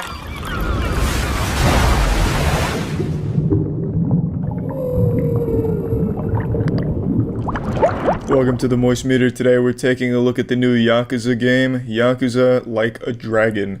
So, I'm not the most seasoned veteran when it comes to this franchise. The only one I really played through was Song of Life, but I really liked that game and I really fucking loved this one. I'm gonna go ahead and rip the band-aid off right now and pull my pants down to hit you with the truth. I haven't even beaten this game yet while I'm moist metering it, which is a world first for the prestigious moist meter. Typically, I'll go start to finish through every game that we moist meter, but this one I'm making an exception just because I love it so much. I wanted to moist meter it right now. There is so much content in this game, it would make your titties spin, and I'm doing pretty much all of it. I've done every side quest so far because the side quests are really interesting, the characters are interesting, and the writing is so good. And this is one of the rare games that actually makes me laugh. I don't think comedy really lands in most video games, but in Yakuza, this shit is straight slapping. A lot of the side quests have some very serious elements to them, but a lot of comedy as well. And I absolutely love doing them, so I've done all of them, not because I want to level up and get stronger or get good gear, but just because I love the storylines and characters in them, and they put a big goofy smile on my face. Like last night I just got a new pound mate that happens to be a crawfish that can help poison the enemies. For those that don't know, I'll go ahead and explain some more mechanics. There's something in the game called a pound mate where you can basically do a Who Wants to Be a Millionaire phone a friend, where you pay to have either like some jacked guy come in and just beat the shit out of the enemies to help you out, or you get some goofy ones like a diaper-wearing adult man and a crawfish and shit like that. It's just so much. There's so much to do. You collect pound mates. They also have like a Pokemon mini game where every enemy you fight is called a Sujimon, and you get them in the Suji decks and you get to read about them. There's so much. I fucking love it. Now, this isn't a game that's going to be for everybody though. This game is mainly watching cutscenes and reading dialogue. Granted, the cutscenes and the dialogue are absolutely fantastic. It's a straight banger. But for a lot of people, that's going to be slow and uninteresting, I imagine. And the gameplay as well, it's turn-based gameplay. It's turn-based combat, which is a first for the series. And I like turn-based combat, but I know I'm like one of only 5 people left in the world who do. Not many people like turn-based combat, so I know that's going to be a huge turnoff for a lot of people as well. But for me, I like it. I think it's a lot of fun, and it's super stylized. Like, it never gets old doing like Nanba's homeless bad breath attack or something to debuff an enemy and then hit him with fire where you're spitting alcohol at an open flame to light him on fire. Like, I think it's great. I really do. I have a lot of fun with the combat, but I know that's going to be a huge sore spot for a lot of elite gamer barbarians out there. And I understand that, but I've always liked turn-based combat, and I think it's done well in this game. And there's a lot of depth to it as well, even outside of just like gear upgrades and shit like that, min-maxing your build. There's a lot that you can do with the characters with something called jobs, where you can pretty much fundamentally change how they function in battle. So let's say you want to take Ichiban from a baseball bat-wielding madman to a breakdancing demon. You can change him from hero to breaker, where then he becomes a breakdancer who all of his attacks do breakdancing things and do buffs and shit. It's just, there's a lot of depth to the combat so far, and I'm sure it's only going to get deeper as I continue to get deeper inside of this beautiful butthole of Yakuza Like a Dragon. I love the game. Like, I really do. I have zero complaints about it. I know it's not a game for everybody, I get that, but I am absolutely enjoying the shit out of it. And I love the story. You play as Ichiban, a well-meaning 42-year-old virgin, former Yakuza, who, after having some unfortunate events transpire, finds himself excommunicated from the Yakuza and homeless. And it's all about him making homeless friends and rising back to the top to try and become the hero he's always wanted to be. At least that's the story so far, and I love it. Every character that's introduced is great. Every fucking cutscene that comes on is great. I will say the game's not the best looking. I don't think the cutscenes are going to blow you away with their graphical fidelity and visuals, but they are just so stylized and so fun to watch that I don't think anyone's going to have a huge issue with that. But it's probably worth noting. The only actual complaint I have about this game is going from point A to point B in the world is sometimes extremely tedious because there's so many Sujimon random encounters that you'll fight. So you'll just be walking down a street and you'll get one encounter with two homeless people, you beat the shit out of them, then you walk 2 more steps, and then all of a sudden you're getting attacked by a streaker who's flashing his dick and ass in your face, and you have to fight him. And then you take 2 more steps, and then there's a whole mob of people that were sunbathing and punks that you have to fight through. It's just, you get so many encounters. And yeah, you can run away from them, but it's still time consuming and still becomes a bit of a headache because it's just trash mobs that don't even really give you a good reward for just blasting through them. So I just think, like, and I'm sure there's ways to get around it with like a rappel or something, but just right now, that's the only sore spot I have, which isn't even really a big complaint because the combat is still fun. It's just, there's so many fucking random encounters, it gets a little wacky. Now, I'm playing the English dub version, which is going to make a lot of people vomit because I know that there's that superiority complex from the English sub elitists, but I think the dub is great. It's the perfect blend of good voice acting and goofiness. Like, I think the English dub is absolutely fantastic. There's nothing wrong with it at all. But I imagine, yeah, maybe English subs is better, but still, I'm having a good time with the dub. So I'm going to go ahead and plug this into the moist meter now. I'm giving Yakuza Like a Dragon a clean 90%. I really like it. I don't have any complaints about it. I know there's a lot of things about this game that a lot of people won't like, but shit, I fucking love it so far. Every little crevice of this game I'm exploring, I'm putting my finger in every possible orifice of this game's universe. I love everything about it. I really do. No real complaints, but it is a game that's not going to be for everybody. It is a slow burn. There's a lot of times where you're probably just listening to dialogue for upwards of 30 minutes or more. And for me, that's fine because I think it's well written and enjoyable, but for some other people, that's going to be a big fucking turnoff, and I get it. It's that special time of year again. There's a big holiday right around the corner. And what better gift to give someone you care about than the gift of high-quality wireless earbuds? I'm talking Raycon. Raycon earbuds are comfortable, they're easy to set up, convenient, seamless Bluetooth pairing. Raycon wireless earbuds sound just as amazing as the other top audio brands, but coming in at half the price. 6 hours worth of playtime, nice and compact, snug fit. It's great for just staying active because it's nice wireless, it's not going to fall out, it's not going to get in the way. I always use it for working out in particular. And it's just a great gift because it's something that people can use every single day. So if you're interested in getting yourself a pair of Raycon wireless earbuds for this holiday season, you can go to buyraycon.com/moist to get 20% off your order. That's buyraycon.com/moist for 20% off. See ya. Initiating moisture.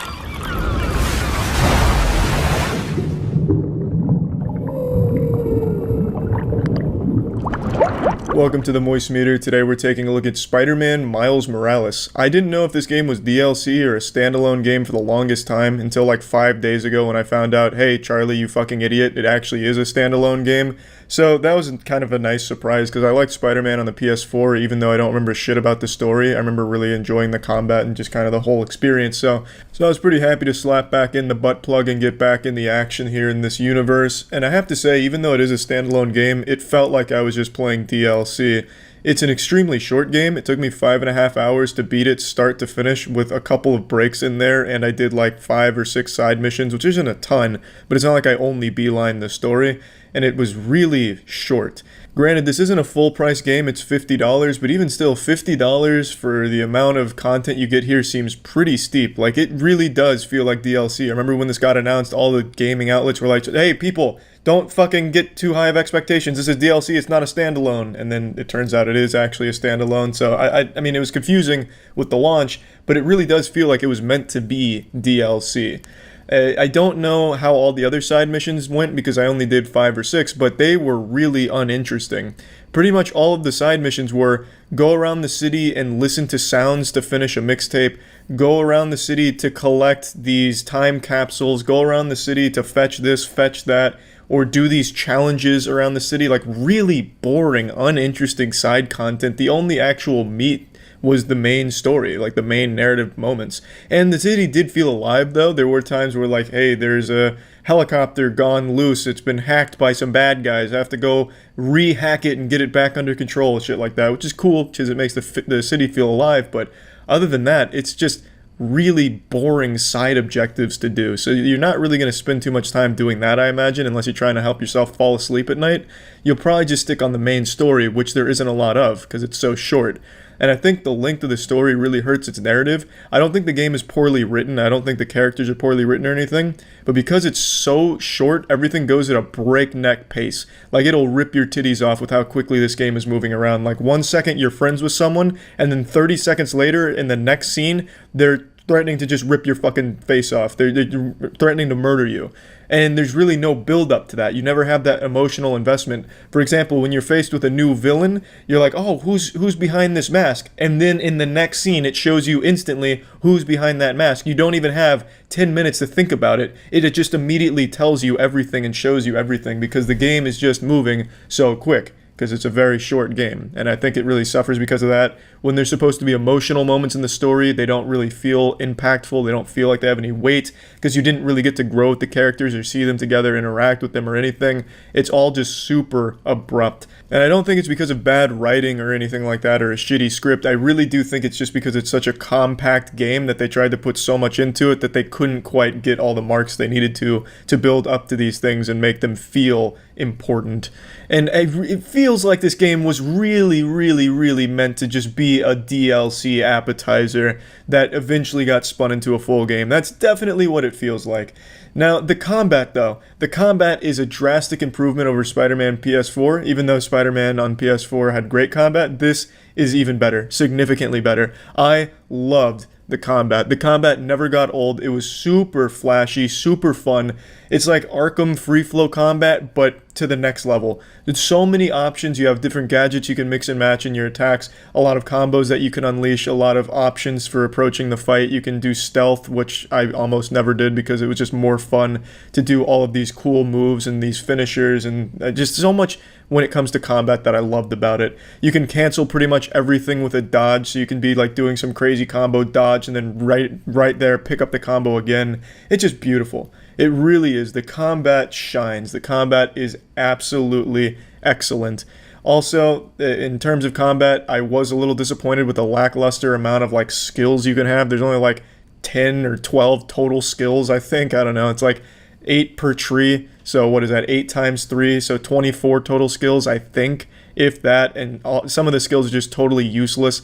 Like, you know, you'll throw a punch and you get an extra 2% damage behind the punch or something. So there's just really not a whole ton of content in the game. There really just isn't. And it's not a full price game, yeah, but $50 still is a bit high for how much you get out of it, unfortunately.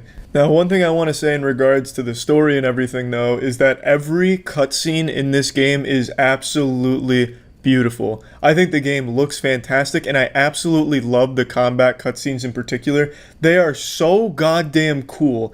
Just so much like acrobatic aerial shit going on, using your webs in all kinds of cool ways in these cutscenes.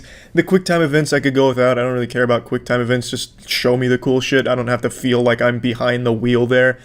So I don't, the QuickTime events, I could take or leave them, but the actual content of those cutscenes is so fucking cool. I loved it. It was some really flashy shit. It was really, really cool. I just want to point that out because I had a big old smile on my face during some of those combat scenes in the beginning.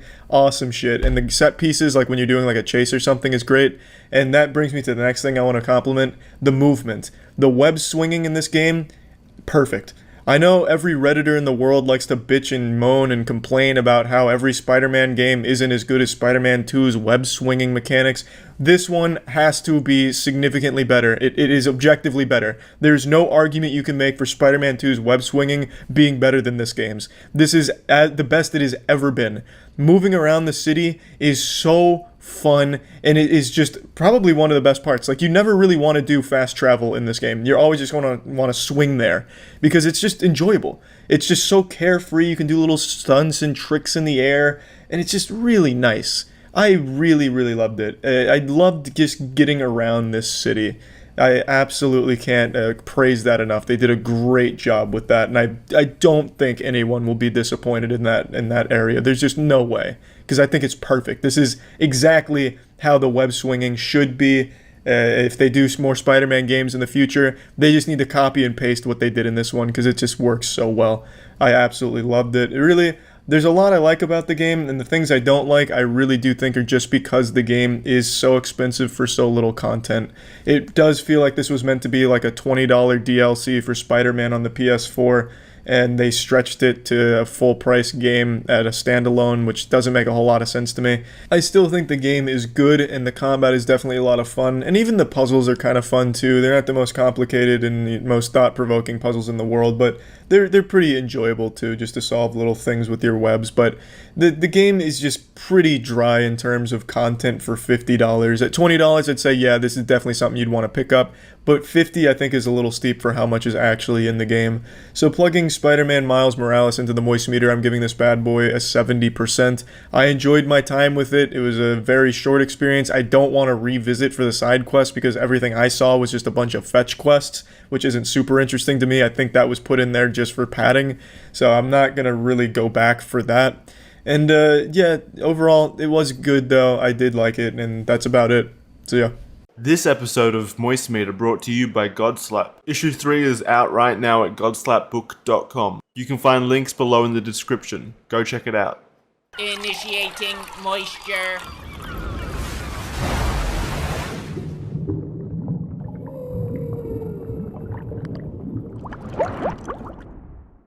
Welcome to the Moist Meter. Today we're taking a look at Resident Evil 4 Remake, a very long anticipated title and one that I've been looking forward to as well. I think these Resident Evil remakes have been absolutely phenomenal. In fact, the second one is my favorite in the entire franchise. So, big shoes to fill here, though I do want to say Resident Evil 3 Remake is definitely the stinkiest of the bunch, but not because the game itself is bad, it's just like a 40-minute game. It's like playing a demo on the Xbox Live Marketplace. That game was criminally short. But aside from that blemish, they've been absolutely crushing this, so I had high expectations of number 4, and I'm happy to say that they were met. I didn't remember beating the original Resident Evil 4. I know I played it a few times, but I don't think I ever actually beat it. My brain was too small as a young toddler. I couldn't quite figure out how to complete the game, I guess, because I really didn't remember shit that happened past like the midpoint of number 4 here. So a lot of this was kind of just fresh and new to me, which I really appreciated. So I can't really compare a lot of what happens in the remake to the original, though I can say all of the quality of life improvements, such as all of the gameplay changes, are beyond welcomed. I accept those with open arms and a smile on my face. The gameplay in Resident Evil 4 Remake is super smooth and extremely fun. I think this is by far the best combat the franchise has ever had. Everything is silky smooth like my ass with powder on it. Everything works really well, flows nicely, and it's even pretty punishing. Even on standard mode, if you make a mistake, you will get slapped. Especially when there's like 2 or 3 enemies nearby. They'll lunge at you, they'll fucking dodge your shit like they're seeing into the future. It's pretty refreshing that it's not just like baby easy even when you just play through on normal. I know hardcore is absolutely like the ideal way to play, but I just kind of wanted to relax and enjoy the experience, which I did. So I played through my first playthrough on standard, and I had a great time doing it.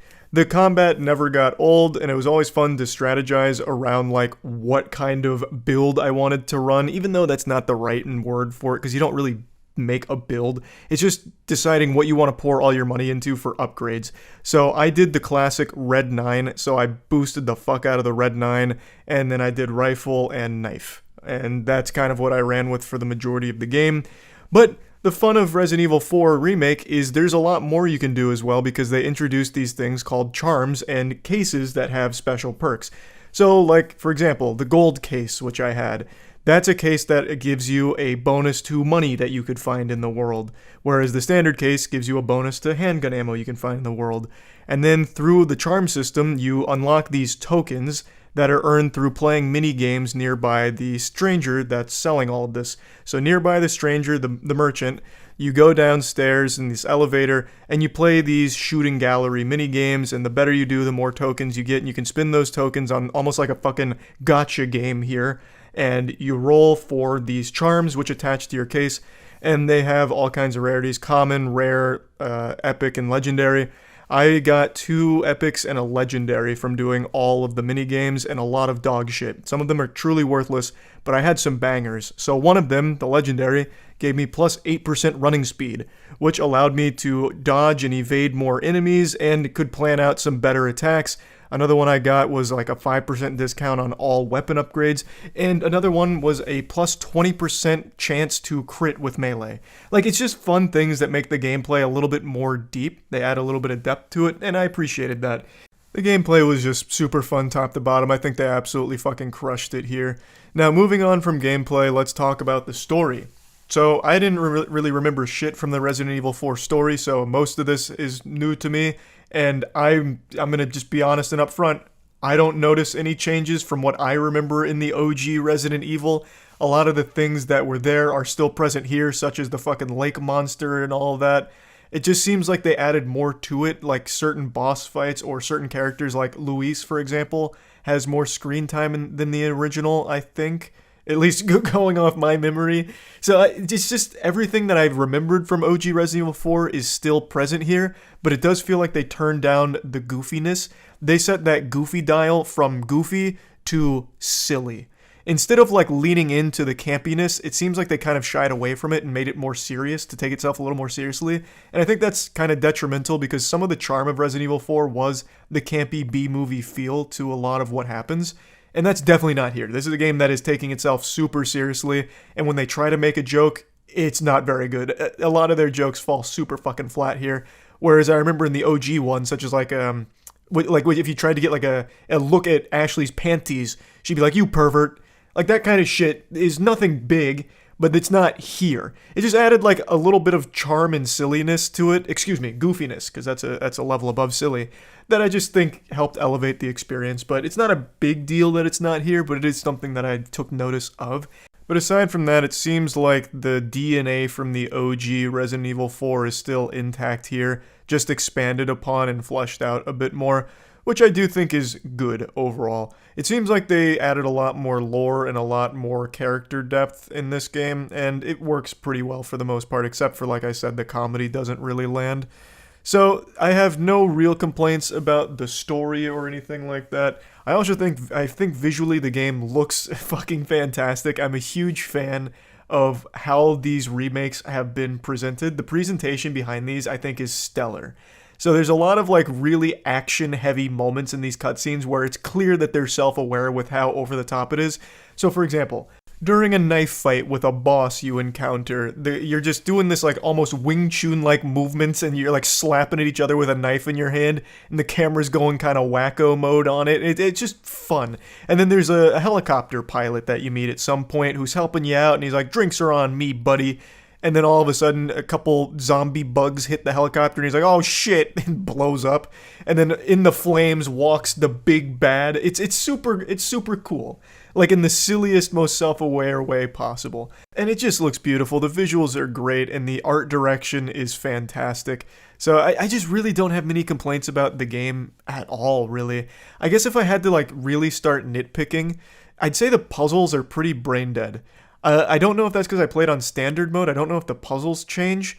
But I swear to God, some of these made me feel like I was back in elementary school on my fucking toy dinosaur learning about the ABCs. It was so stupid, fit the rectangle shape into the rectangle hole half the time. So I don't really know why even bother putting those puzzles there in the first place when they're that simple.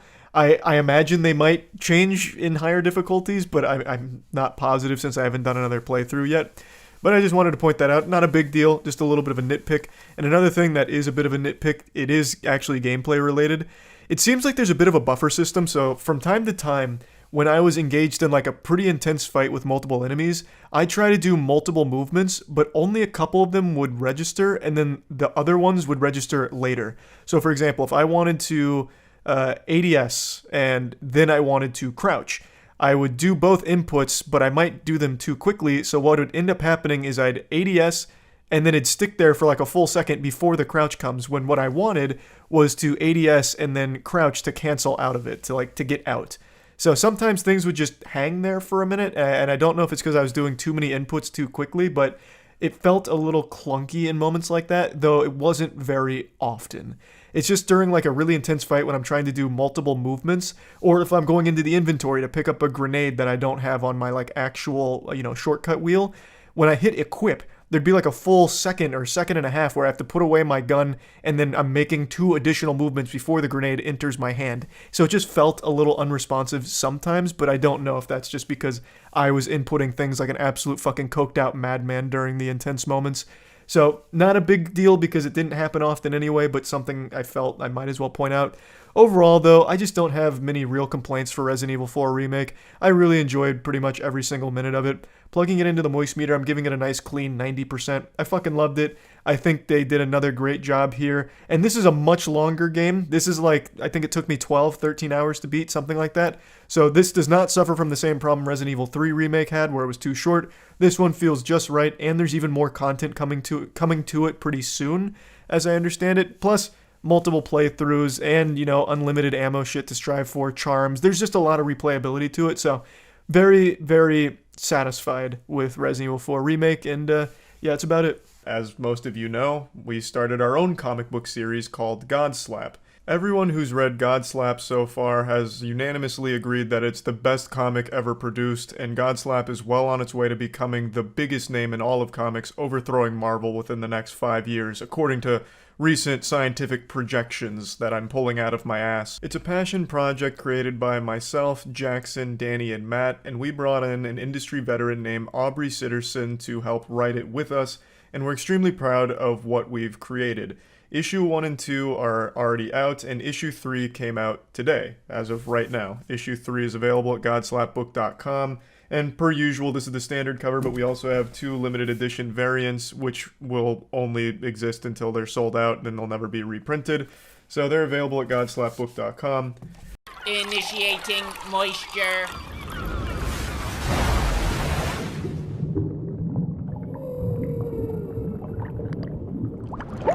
Welcome to the Moist Meter. Today we're taking a look at Demon's Souls Remake, a PlayStation 5 launch title. As many of you know, Souls-like games are my favorite games. It's my favorite genre, and Demon's Souls Remake put a wet spot in my dry trousers. This game was absolutely fantastic. I played Demon's Souls a long time ago, but I don't remember a fucking thing about it. I couldn't remember a single character, couldn't remember a single boss battle or anything, and I don't know why. I guess when I beat the game originally, the Men in Black raided my house and hit me with a neuralizer, so I forgot it all, but I came in here, everything was completely fresh and clean, and I absolutely loved it. There were things that I think are very flawed with the game, but overall, absolutely spectacular, and I think it is the perfect launch title for the PlayStation 5 because it showcases the PlayStation 5 technology beautifully. Graphically, the game is absolutely stunning, just absolutely gorgeous, and there's so much detail on everything. I feel like you could see your character fucking sweating, like individual pores opening up to release a little moisture when it gets too hot in the game. It is really impressive what they are able to do visually with this game. It is absolutely fucking great to look at. And aside from just graphical improvements with the next gen console, the controller here in this game really shines. Demon's Souls works that bad boy out nicely. As I mentioned in the PlayStation 5 Moist Meter, I thought all that haptic feedback talk, all that mumbo jumbo hocus pocus was just going to be real gimmicky and I wouldn't care. But playing through Demon's Souls, I loved that shit. You know, if you swing your sword and it hits a wall, you feel it rattle in your controller, but not just that. If you hit the wall on the right side, you feel it rattle on the right side of the controller, so it's like different levels of vibration that really just immerses you in the experience and makes you feel like the character in the game. If one of those pussy archers shoots an arrow at you and it sails by your head, just narrowly missing your skull, you can hear it on the controller, just air brushing by you, and you can feel a little rumble on there on the direction that the arrow missed you on. It's really fucking cool technology, and I really thought that it shined in this game. Really, everything Demon's Souls Remake does a great job at showcasing what the PlayStation 5 is capable of. The gameplay is, of course, fantastic. From what I understand, it is one-to-one with the original Demon's Souls. Nothing has changed with anything of the bosses, the combat, the fighting, anything. The only changes are quality of life changes, aside from obviously the graphical upgrades, but everything else is completely intact. The only difference being, of course, the artistic changes, and they fix something like the duplication glitch and other like game-breaking bugs like that. Other than that, it's exactly the same as it was in the original game, which I think is a good thing because the gameplay is still super fun. It is still outstanding. There's still a lot of cool builds you can do. I understand that magic builds really rule Demon Souls. I went with a full strength build using the Dragon Bone Smasher, which is basically just Demon Souls' version of the Moby huge 3-foot dildo, so I was slinging that meat around, and that was a lot of fun. The game was very difficult in the beginning because I chose an extremely hard path. I went from Zone 1 right into Flame Lurker path, and using blunt weapons and just caveman clubs and shit, playing as Officer Greg, my character, in that zone is a nightmare because everything resists that kind of damage. So, I mean, it was fucking tough, but the struggle was worth it because when I finally did beat Flame Lurker, it felt incredible. It took me somewhere in the realm of 15 or 20 tries, and I finally got it in a run with the Crushed Great Axe. It took me 76 hits and like a full 15-20 minute slugfest. Blood, tits, and cum everywhere. 20 minutes, full focus, 76 hits to finally beat the Flame Lurker. And it was a triumphant moment. I just felt on top of the world. The game was just so fun. And it wasn't a hard game after that. Like, once I beat Flame Lurker, it never really got to that level of difficulty again, because then I just started steamrolling with the Dragon Bone Smasher, but it was extremely fun. I love the gameplay. Absolutely love it. A complaint I have about the game, though, is the camera really betrays you super often. This camera will just get stuck in fucking anything. If you tiptoe around the corner, your camera's just gonna like blast in front of your face and go into first person mode randomly sometimes. Like, the camera can be all over the place and a real nuisance. Oftentimes that's one of the hardest boss battles, is with that camera. In addition to that, the hitboxes can sometimes be absolutely nonsensical. Like, a boulder will get thrown at you, the boulder completely explodes, and then you walk over the little rubble and you take full damage as if you just got blasted with that boulder. Even though it had already exploded, it's already like phasing out of reality, but there's still little fragments of stone there and it does the full damage to you. There's just some weird hitboxes in the game, which can definitely be frustrating sometimes. And the last real complaint I have about the game is there's so many sections here where it's just tight corridor fighting. So Demon Souls doesn't have bonfires, by the way, so you're not getting like checkpoints or anything throughout the mission, and you don't use Estus, you use grass that you have to farm for. It's a consumable healing item, which is a bit of a headache, but it's not the biggest deal in the world. It frustrated me a little bit, but it only added more to the challenge and the scarcity of the resources and options you have for healing. But the thing with the tight corridors really just got on my ass cheeks, just grinded that shit. Because there's so many fights that take place in these tight-ass corners, and I'm slinging around like a 90-pound fucking Dragon Bone Smasher, so I'm constantly hitting the side of the environment, and I only have one option, which is using my heavy attack, which is vertical, and I'll still hit the side without hitting the enemy. Like, I don't know why there's just so many fights that take place in these super tight corridors. Like, you're just squeezed in this little box, this little hallway, and you fight like 9 enemies. That was frustrating, just how frequently I found myself in those tight spaces. And you don't really have an option in a lot of them. Like, you'll go up a long fucking staircase and you'll fight like Wizard Squidward, and you have to fight him in that like tight space with no other options of leading him elsewhere or anything like that. So just sometimes that would be a big frustrating like headache, having to fight in those kind of situations. But other than that, those are like not major complaints. It didn't really detract from my overall enjoyment of the game. I still absolutely loved every minute of the game. Plugging Demon Souls Remake into the Moist meter, I'm giving this a 90%. I think it is a fantastic game and the perfect launch title for the PlayStation 5, really. And if I had to put Demon Souls Remake on a tier list for the Souls-like games, my favorite is still Bloodborne, second place is Dark Souls 1. I'd actually put Demon Souls Remake at third place. I enjoyed everything about the experience. It's, you know, there's of course the headaches there, but overall, I mean, I absolutely loved it. And then after Demon Souls would be Dark Souls 3 and then Dark Souls 2 for me. It was just a really good experience. One of the easier Souls games. Actually, I'd probably say it's the easiest Souls game, but still one of the most fun. That's about it. So yeah. Initiating moisture.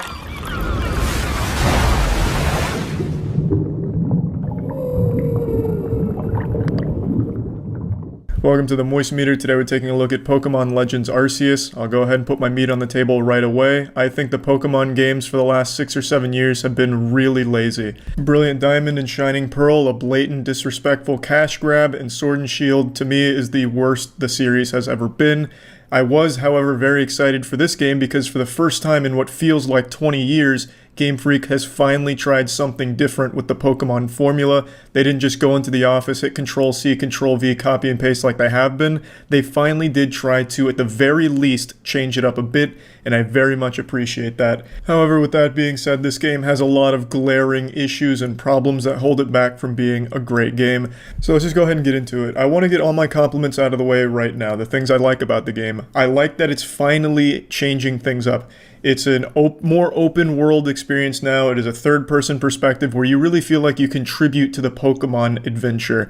In the boss fights, you directly fight the bosses with your Pokemon. You throw bombs to calm them down and then weaken them to summon your Pokemon to fight them. Or you could forego using Pokemon entirely. I went full Pokemon list for my boss runs because I actually found it to be more fun and actually faster to just kill it with bombs. And yeah, I really like that. I like that there's actual boss fights in here that have real mechanics to them. Sometimes you get like almost a bullet hell experience, but for Weenie Hut Jr. level, but it's still enjoyable. You get a dodge that has iframes on it, you throw bombs at it, and it just feels like you actually get to participate with your Pokemon instead of just sending them out there to get their ass beat on your behalf.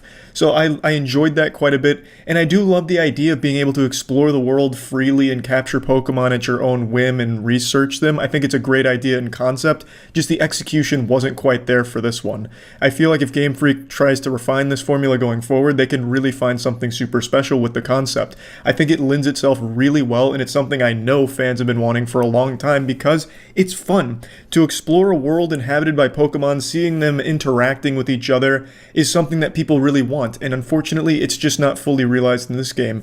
Instead, in this game, all the Pokemon are like fucking statues that just stand in the grass, and then if they see you, they jog at you a little bit. So it just doesn't really feel like they're even really alive, just these soulless husks that just exist for you to research and catch. But the idea is there. This is supposed to be compliments, and I already just fucking tossed in a complaint. My apologies for that, but I really do love the concept of this game, and I know if they don't just abandon this formula, they can make something truly special out of it going forward. There's also a lot of quality of life changes they added to this game that I think really improve the overall experience, such as being able to change moves on the fly, being able to go to camps to craft and create new Pokeballs, and everything's just a lot more streamlined, and it makes the experience more fast-paced when you actually get out to things.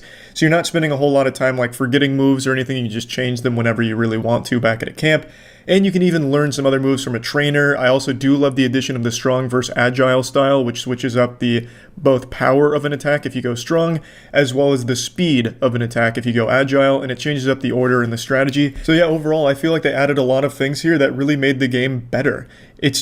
It's not fully fleshed out. So let's go ahead and get into the complaints now, the things that are, I think, objectively wrong with this game that even the most diehard of fans will agree with me on. The open world, while great in theory, is extremely bland and empty in this game. It looks like this is the Pokemon world after it just experienced 3 nuclear winters. Everything is so barren and lifeless. The Pokemon that inhabit it, you can only ever see like 3 at any given time because the draw distance is such dog shit, and all they do is stand there waiting for you to throw a Pokeball at them or ask them to battle with you. It really feels like I'm playing Fallout Pokemon Edition. It is just so empty and dead.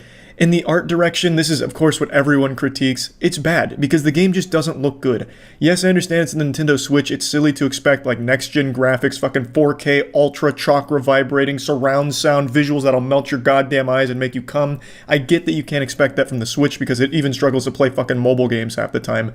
But there is so much you can do with good art direction if they only tried. Look at Breath of the Wild. Breath of the Wild is a beautiful game, and it's because of how much time and effort they put into the visuals of it with its art. Not necessarily like incredible graphic fidelity and using state-of-the-art NASA computer chips to make the graphics really fucking sing to your soul. They just used really smart, clever art direction, art style.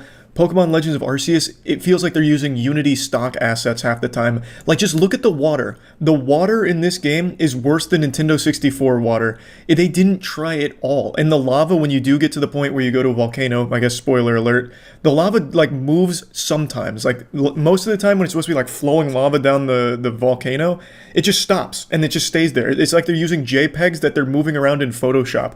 It is very lazily done when it comes to its visuals. They did the absolute bare bare minimum.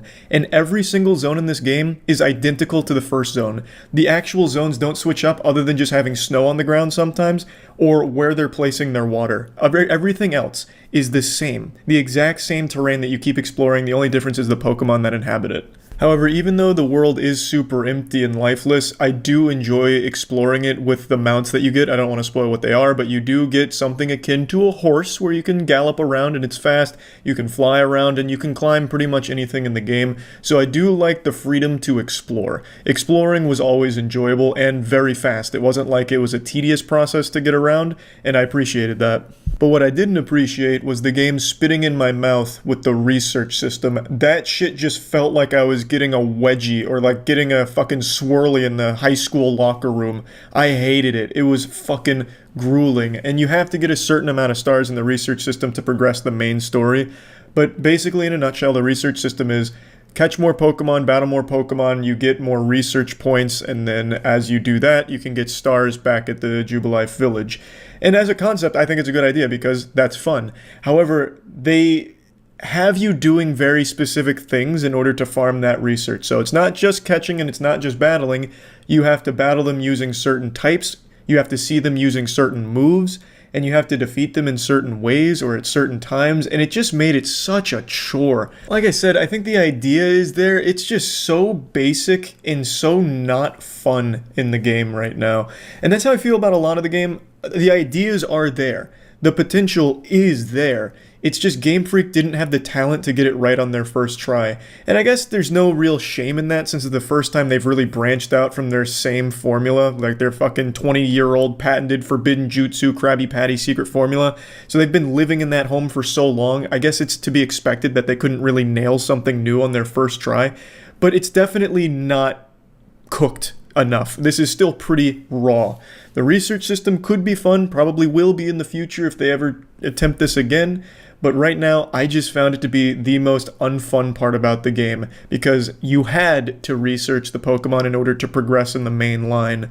And let me tell you, the main quest line is horrible. The story is so trash even by Pokemon standards. I really wouldn't be surprised if this was written by the director's illiterate 4-year-old or something. Like, it is so bafflingly silly, nothing even connects. It's barely even coherent. By the end of the game, you're scratching your head wondering what the fuck is happening and why. Because all of a sudden things just start... I'm not going to spoil anything, actually. Scratch that. It's bad. The writing is terrible even by Pokemon standards, but I do appreciate that Game Freak wanted to deliver a powerful narrative. They did try and set up like a big, epic, the world's in peril and you're the only one that can save us. You're the chosen one from a different dimension. A fucking time-traveling Pokemon whispering guru, please save us. And of course it's Pokemon, you're not really expecting to get some kind of like the Homer's Odyssey kind of writing. You know, of course it was going to be like mainly for kids, but that doesn't mean it had to be shit. And trust me, it is shit. Dog shit. It is a load of ass, and it is so insultingly long in their cutscenes. And the cutscenes aren't even animated. It's just characters standing looking at each other with text boxes popping up. They didn't even bother to animate until the very end of the game. Everything else is just, it looks like a kid playing with action figures and then text boxes. It's fucking horrible. And it is so much of text boxes and just characters staring. I hated it. But I like the idea of making a big Pokemon story out of it instead of the same generic, defeat the Elite Four, become the champion, yeehaw, woo, and that's it. I like that they tried something different there, but man, they did not do a good job. And another thing I see everyone mention, especially while I was streaming this game, is the lack of voice acting. I don't know what anyone was expecting. I guess everyone was doing fucking meth this week. There was definitely not a single thought that went through Game Freak's mind like, maybe we should have voice acting. They were never going to spend that much money on that. For some reason, even though Pokemon is the most profitable franchise of all time by a wide margin, literally the most money ever made by a franchise ever, for some reason their games have the lowest budget imaginable for AAA standards. It feels super cheaply made. It feels like they're afraid to allocate a big budget for their titles because they know it's going to sell no matter what just because it's Pokemon. This game could have been nothing but a Google image of Rule 34 Pikachu, just his fat cock and balls, just one static image, and it still would have sold millions of copies. So it's not surprising there's no voice acting in this, and absolutely, if there was, it would have helped the game. Because the game's basically a visual novel when it comes to its story. It is very, very much just a full-blown visual novel. So if there was voice acting, it would have made it significantly less boring. Because my god, I was actually falling asleep multiple times on stream going through the story missions. It was so mind-numbingly boring. Holy shit, I can't even begin to describe it. So yeah, voice acting would have helped, but there was never a chance that I was going to enter into this game. I don't know why they're so afraid to go the extra mile for the Pokemon franchise games, but it is what it is. Game Freak just doesn't go that hard into making them something great. Hopefully they will, because I do think they put more effort into this title than they have in a long time. I feel like they really tried to get experimental and innovate, and to a certain level I think they succeeded in certain aspects of the game, but it's just not all there yet. The ingredients are there, but the recipe is borrowed from the worst food blog on the planet. They just need to refine it a bit more and make something delicious out of it. I think it can be something good in the future if they attempt this formula again, but right now, it's just not great. But I did overall enjoy my time with it, and I'm excited, more so now than ever, for the next Pokemon game to see where they go with it. I would be really disappointed if they went back to the same formula that they've had for the last 20 years. That would really be sad. But I'm optimistic they'll at least keep trying new things now. Another thing I'd like to point out about the game that I feel is a massive shortcoming is the side quests. I do think as a concept the side quests are nice. They could have been fun, and there are a couple fun ones, like there's one that guarantees you a shiny Ponyta. I enjoyed that. But overall, all the side quests are the same. You just go out, you catch a Pokemon, you catch 5 Pokemon, or you defeat a Pokemon, you go back to the village, and that's it. That's where the story ends. It's very bare bones, very generic, not a whole lot of thought given there. But again, that's one of those things where it's, hey, could be better. So plugging Pokemon Legends Arceus into the Moist Meter, I'm giving it a 60%. Like I said, I did enjoy it significantly more than Sword and Shield, Brilliant Diamond, Shining Pearl, and I do think it's the right step for the Pokemon franchise. They're definitely going in the right direction. They just need a little more time to make something great, and I think this was a good prototype for that, I suppose, but it doesn't make the game any more fun. It's just now I can finally see some forward progress for what I considered to be a pretty stale franchise for its games. So yeah, overall, of course, it doesn't look like a great game visually or anything. Yes, Pokemon Gale of Darkness for the GameCube looks about as good as this game, and that game came out over 15 years ago. I understand all of the critiques, and I do agree with the majority of them, but it's hard not to at least be excited that they're finally trying new things. It didn't all work here, but I do think that going forward, it can be something great for the games. And I didn't hate my time with the game. Towards the end, it got extremely boring, having to keep researching Pokemon and then sitting through 20 minutes of just text boxes. Yeah, I was absolutely miserable for a lot of that, but I still overall would say I enjoyed my experience with the game. And yeah, that's about it. So yeah. Initiating moisture.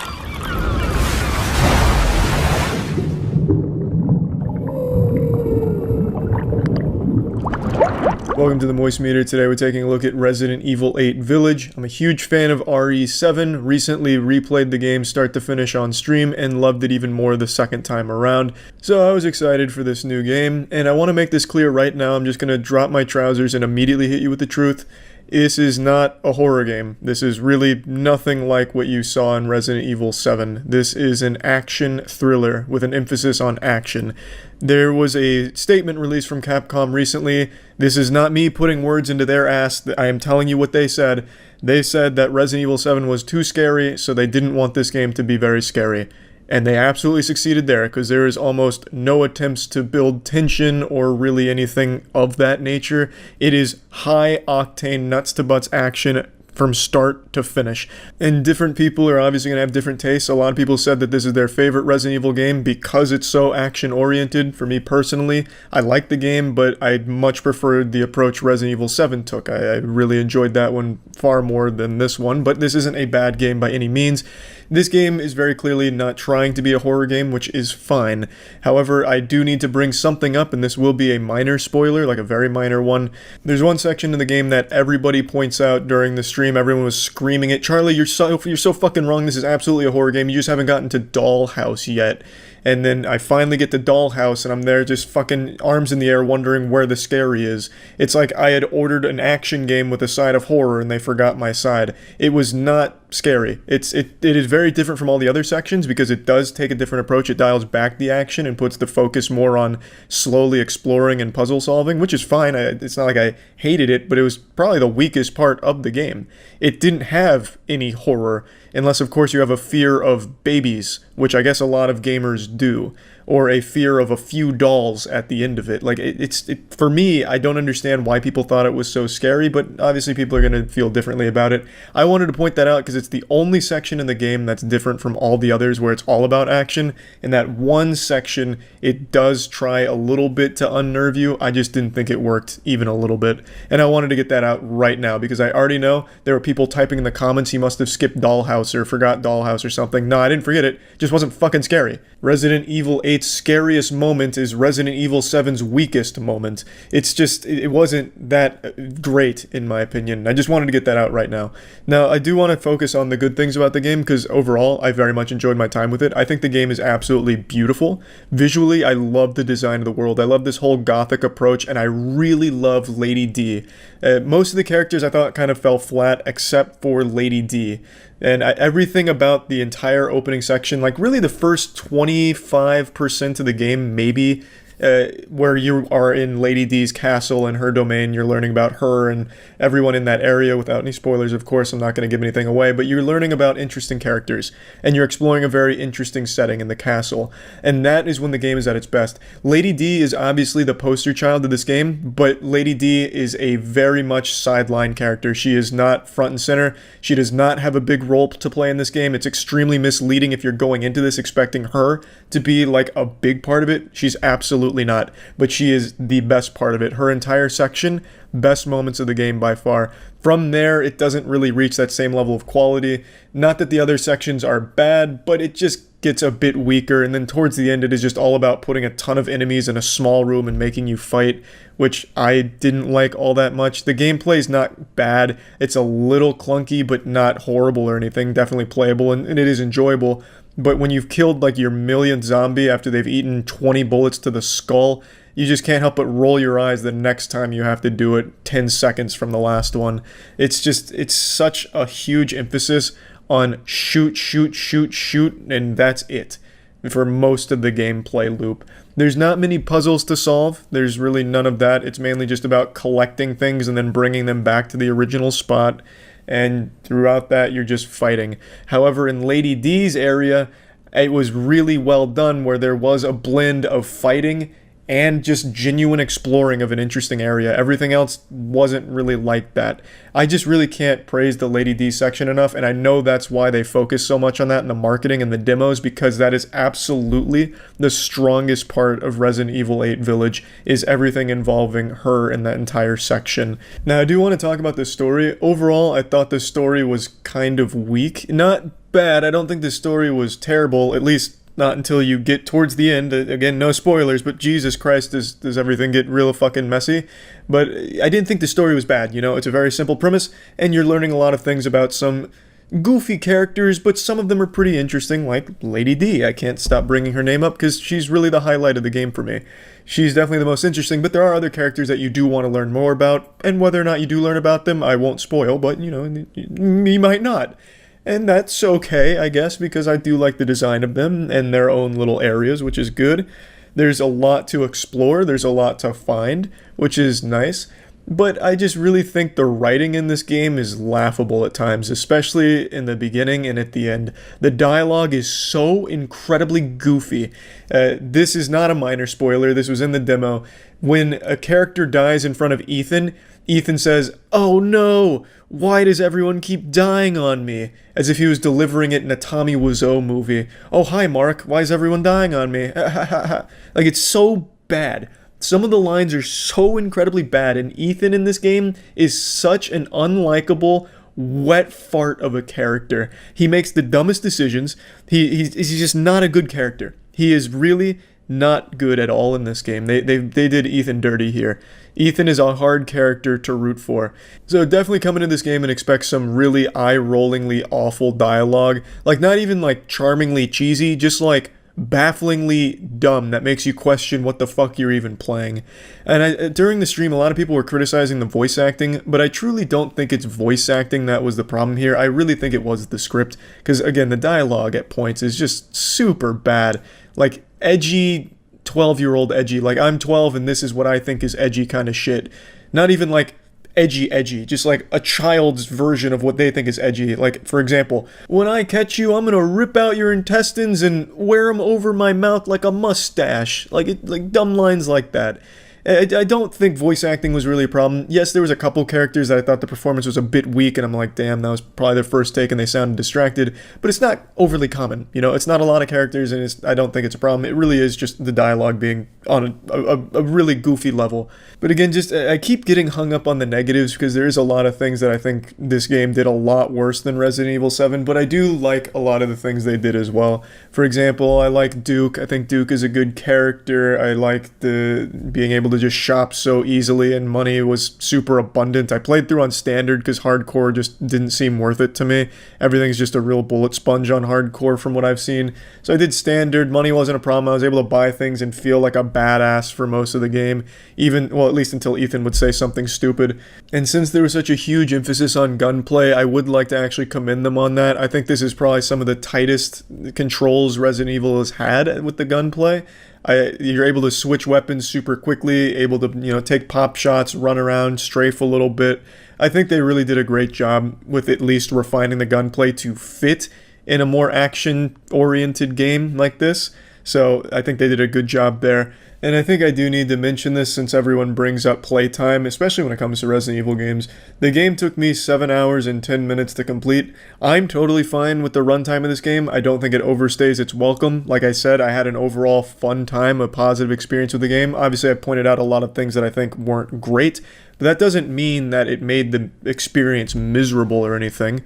I enjoyed it, and I think 7 hours was really the perfect length of time to stay in this universe. And I do like the setting, and I like everything about where it takes place and some of the things that happen. So I did enjoy it, and it never really dragged. This was extremely intense from start to finish. It's just constant action. The pacing is breakneck, and for a lot of people, they love that. I enjoyed it. I still prefer Resident Evil 7, but I totally see why people would prefer this approach to Resident Evil over a slower one like 7. Overall, though, let's just plug this into the moist meter. I'm giving Resident Evil 8 a 75%. I think it's good, it's fun. I wasn't super disappointed or anything. I did enjoy my time with it, and yeah, that's about it. Now it's time to talk about Surfshark VPN. Having a VPN in this day and age is extremely important, just for general safety, privacy, good practice. There's no reason to be sharing your data with companies or prying eyes. There's just absolutely no reason for it. We're not cavemen. We have the technology to stay safer on the internet, and Surfshark VPN offers a very strong VPN to help with that. They have numerous features that are extremely helpful, such as the whitelister, which allows specific apps and websites to bypass the VPN, which is great for mobile banking. They also allow you to connect Surfshark VPN to unlimited devices, so you can use this on pretty much everything that you could imagine and protect as many devices as you'd like all at once. And then, of course, there's the ability to hide your IP, which is extremely important because why bother sharing your IP when you don't have to?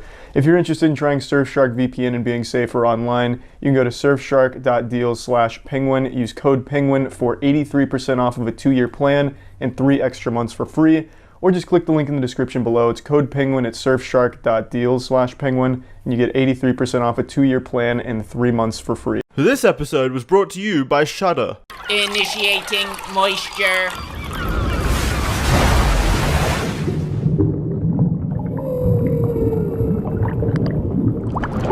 Welcome to the Moist Meter. Today we're taking a look at Cyberpunk 2077, the most hyped video game I've ever seen. The hype for this game would have you believe that it was going to change gaming forever. Even before anyone ever picked up the game, they were talking about how it was going to usher in an era of peace and progress for the human species and revolutionize our medical industry in the real world and give us wetter dreams. The hype for this game was an absolute curse for the final product. No matter what CD Projekt Red delivered, it could be the best video game ever made. It was still still going to disappoint people who put these incredible, unrealistic expectations on it.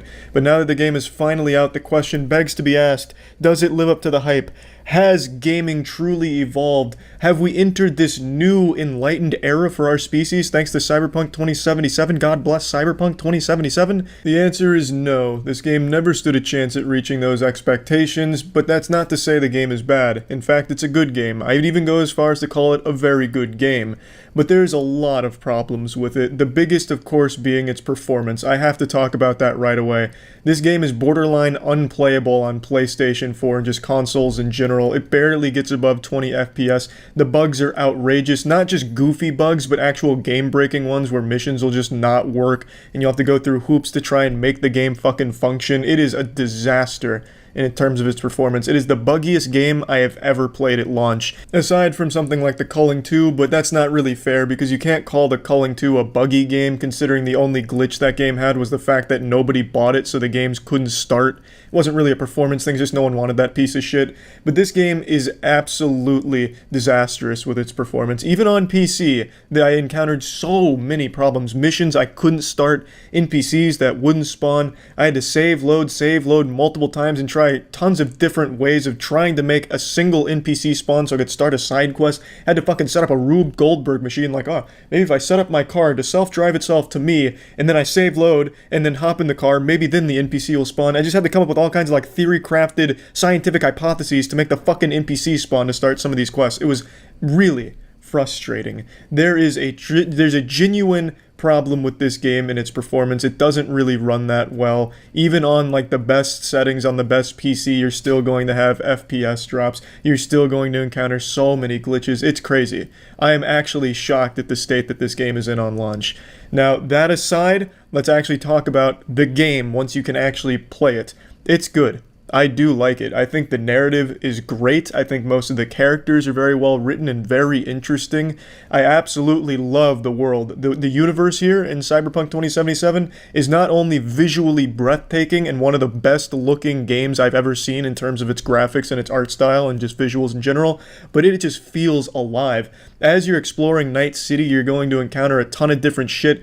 People asking for help. You know, there's a dude out there who's burnt his dick trying to get a dick augmentation, so now you have to drive him to the clinic so he can repair his penis before it burns itself off. There's just so much to do, and there's just so many things to encounter and just explore in the world. It really does feel alive. It's not like you're just wandering around a barren wasteland with no one in it, nothing to do, and just putting fingers up your asshole as you wait for the next side quest or main quest. There's just tons of tiny things you can do around the world, and I really appreciate that. The universe, the world, it is absolutely 10 out of 10 in that department. Great. The game is beautiful to look at. The design choices are great. I love the aesthetic of the game. I can't talk enough about how much I enjoyed that. And to complement all of it, you have great soundtrack. Every fucking song in this game is a banger. It really is. I didn't hear a single song that came on that I was like, damn, that shit is stinky. It's not good. I was always like, fuck, turn that shit up. I don't care if I get DMCA'd on Twitch. That's a great fucking song right there. The soundtrack in this game is so good. The score is great. They crushed it in that department as well. But now, we're going to get on to some of the things that I think are a bit of a shortcoming for it, even aside from just the massive glaring problems with performance. I think the gunplay is super stiff. I think it's clunky. I think it feels like it's straight out of 2009. It is not the best gunplay. It's not tight. It's very floaty. I just didn't really find myself liking the gunplay that much. And the guns themselves I think are cool and pretty imaginative, but the main differences between guns are just stat changes. You'll get different categories of weapons, but it doesn't really change that much because every weapon kind of functions the same. And throughout my playthrough, I played on hard, and I never really encountered any times where I was like, damn, I need to mix and match my guns here to suit the enemies I'm facing. You basically just choose whatever gun has the highest damage output as just base DPS, instead of like, oh, I'm going up against robots, I should look for electrical damage elementals or anything. You never have to worry about that. You just choose whatever has the highest number like a fucking caveman. So I didn't like the gunplay. It didn't feel that great. There are a lot of options when approaching combat, such as hacking. You can scan enemies and quick hack them, which can do things like overheat them or turn off their eyesight for a second or make them forget they're in combat, which is all pretty cool, but it's just a novelty. It doesn't really do much to help you. It's kind of pointless because in the time it takes to hack them, you could have just killed them with a gun or melee. I spent the majority of the game going through a melee build. I went for max coolness. There's a lot of perks and a lot of attribute points that you allocate in the game, and I went for the coolness category, which involves stealth and something called cold-blooded, which is passives that you stack up to give you other bonuses. I didn't really use stealth. Stealth was pretty boring, but the cold-blooded was pretty cool, and it worked really well with my melee build, so I went through the whole game just going absolutely just straight fucking wild on him. I had an electric baton and I just started one-shotting some of the big bosses towards the end and just bending cheeks over and putting both fists in their asshole. Melee build was pretty fucking great, and coupling my good weapons and good perks with good cyberware augments. Cyberware is another thing that you can be upgrading your character with, which is things that you'll find out in the world and from Ripper docs where you can add them to your character. That'll give you things like a double jump if you put that on your legs. It can give you other things like gorilla arms and mono wire, all kinds of different things that kind of change the way your character plays. And I do like cyberware a lot. But when it comes to the actual perks, I think a lot of the perks are really uninspired. It's just flat percentage increases. There's a few that do change how some of the things function fundamentally, but for the most part, the perks that you're getting are just percentage increases, which is a little boring. I would have liked to see a little more creativity from some of the perks instead of just, hey, putting a point in here gives you 5% bonus damage with blunt weapons. I would have liked to just see a couple other things that would change it up a bit. But there's so many things you can put points into. I understand that would just be also unrealistic to ask of them, so it's not a huge complaint, just a little nitpick there.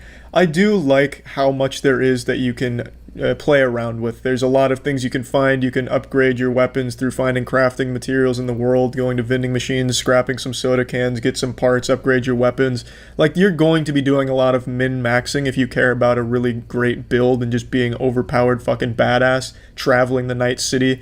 There's a lot you can do to min-max, and I like that. But again, I still do feel like the actual gameplay with guns and even melee to a certain extent is just very stiff and a bit outdated, and you're going to encounter glitches when doing that. Oftentimes when running my melee build, I'd run into a glitch where I'd beat someone to death and just absolutely club the shit out of them, clobber them, give them the old whopperoony, and then I can't sprint for the rest of the mission. I'd have to like force load a save in order to get the ability to sprint back, and it was just a real headache. Things that are out of your control and just bugs that really shouldn't be here. Also, sticking in terms of gameplay here, the AI is sometimes godlike in this omniscient super being that's able to know exactly where you are and just smell your farts from across the map and hunt you down like a rabid animal. They'll be shooting you through cover, curving bullets around the pillar that you're hiding behind, and just popping a full round in your dick hole without you even being able to see them. And then some other times, the AI is the dumbest shit you've ever seen in the world, where you have to wonder, is the game even working anymore? The AI will be looking right at you while you're crouched. You can be in front of them,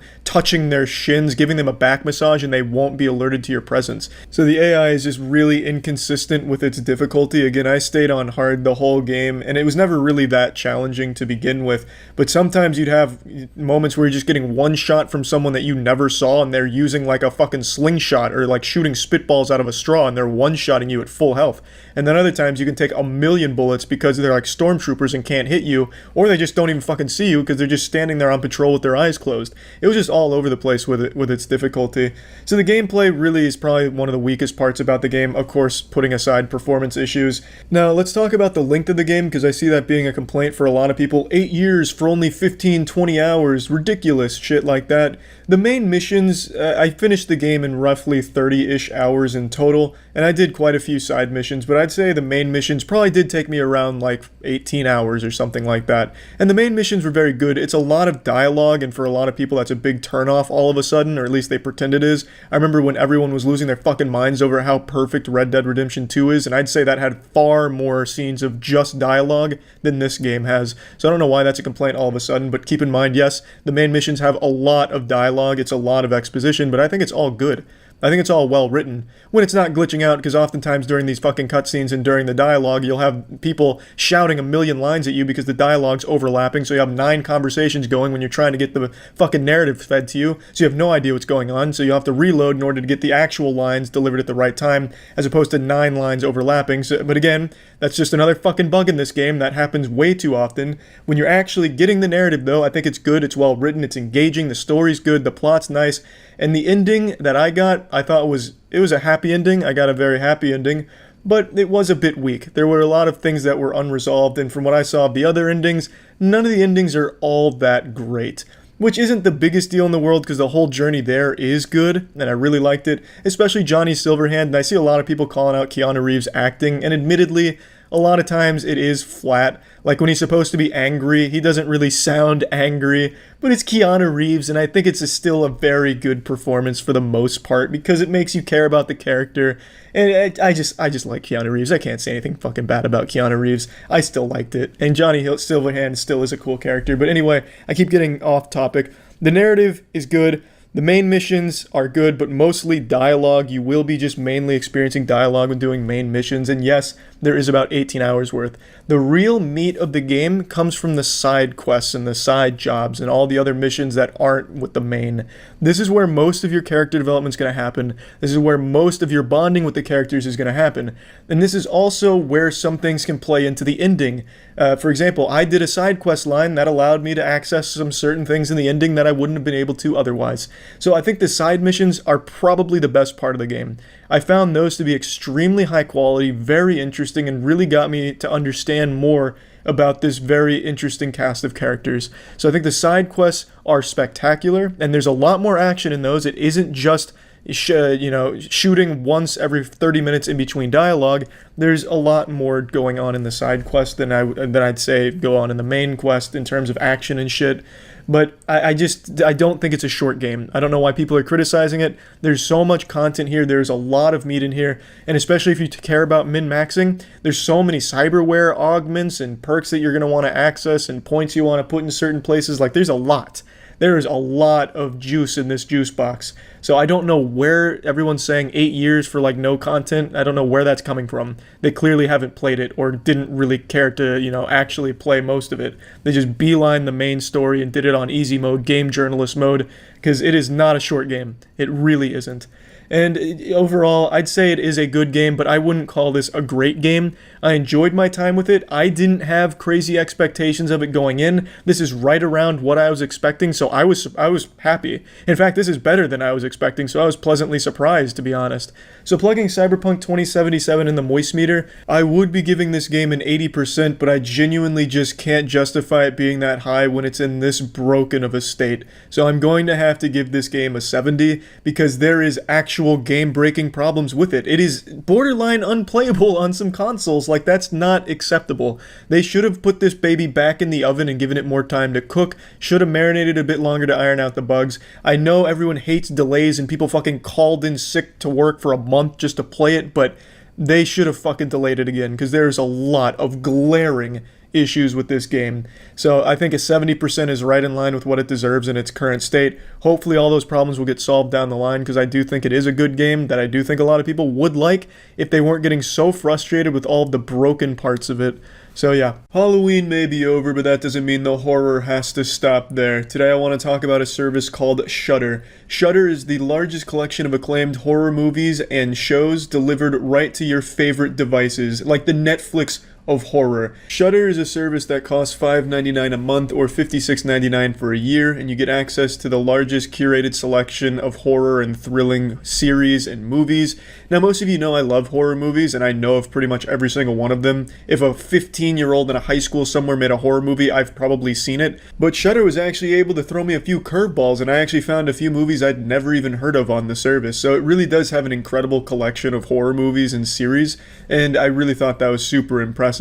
Of course, watching the horror movies and series on Shudder is an ad-free experience, and it really does go to pretty much every device you could imagine. So if you want to get started streaming the best horror, thriller, and supernatural content, Shudder's expertly curated collection of titles include Tigers Are Not Afraid, One Cut of the Dead, Revenge, and the Creepshow TV series, which is produced by Greg Nicotero and based on the famous films by George Romero. So if you're interested, if you're a horror fan, you can try Shudder for free for 30 days by going to shudder.com and using promo code MOIST. That's SHUDDER.com using code MOIST for a free 30-day try. That's it. See ya.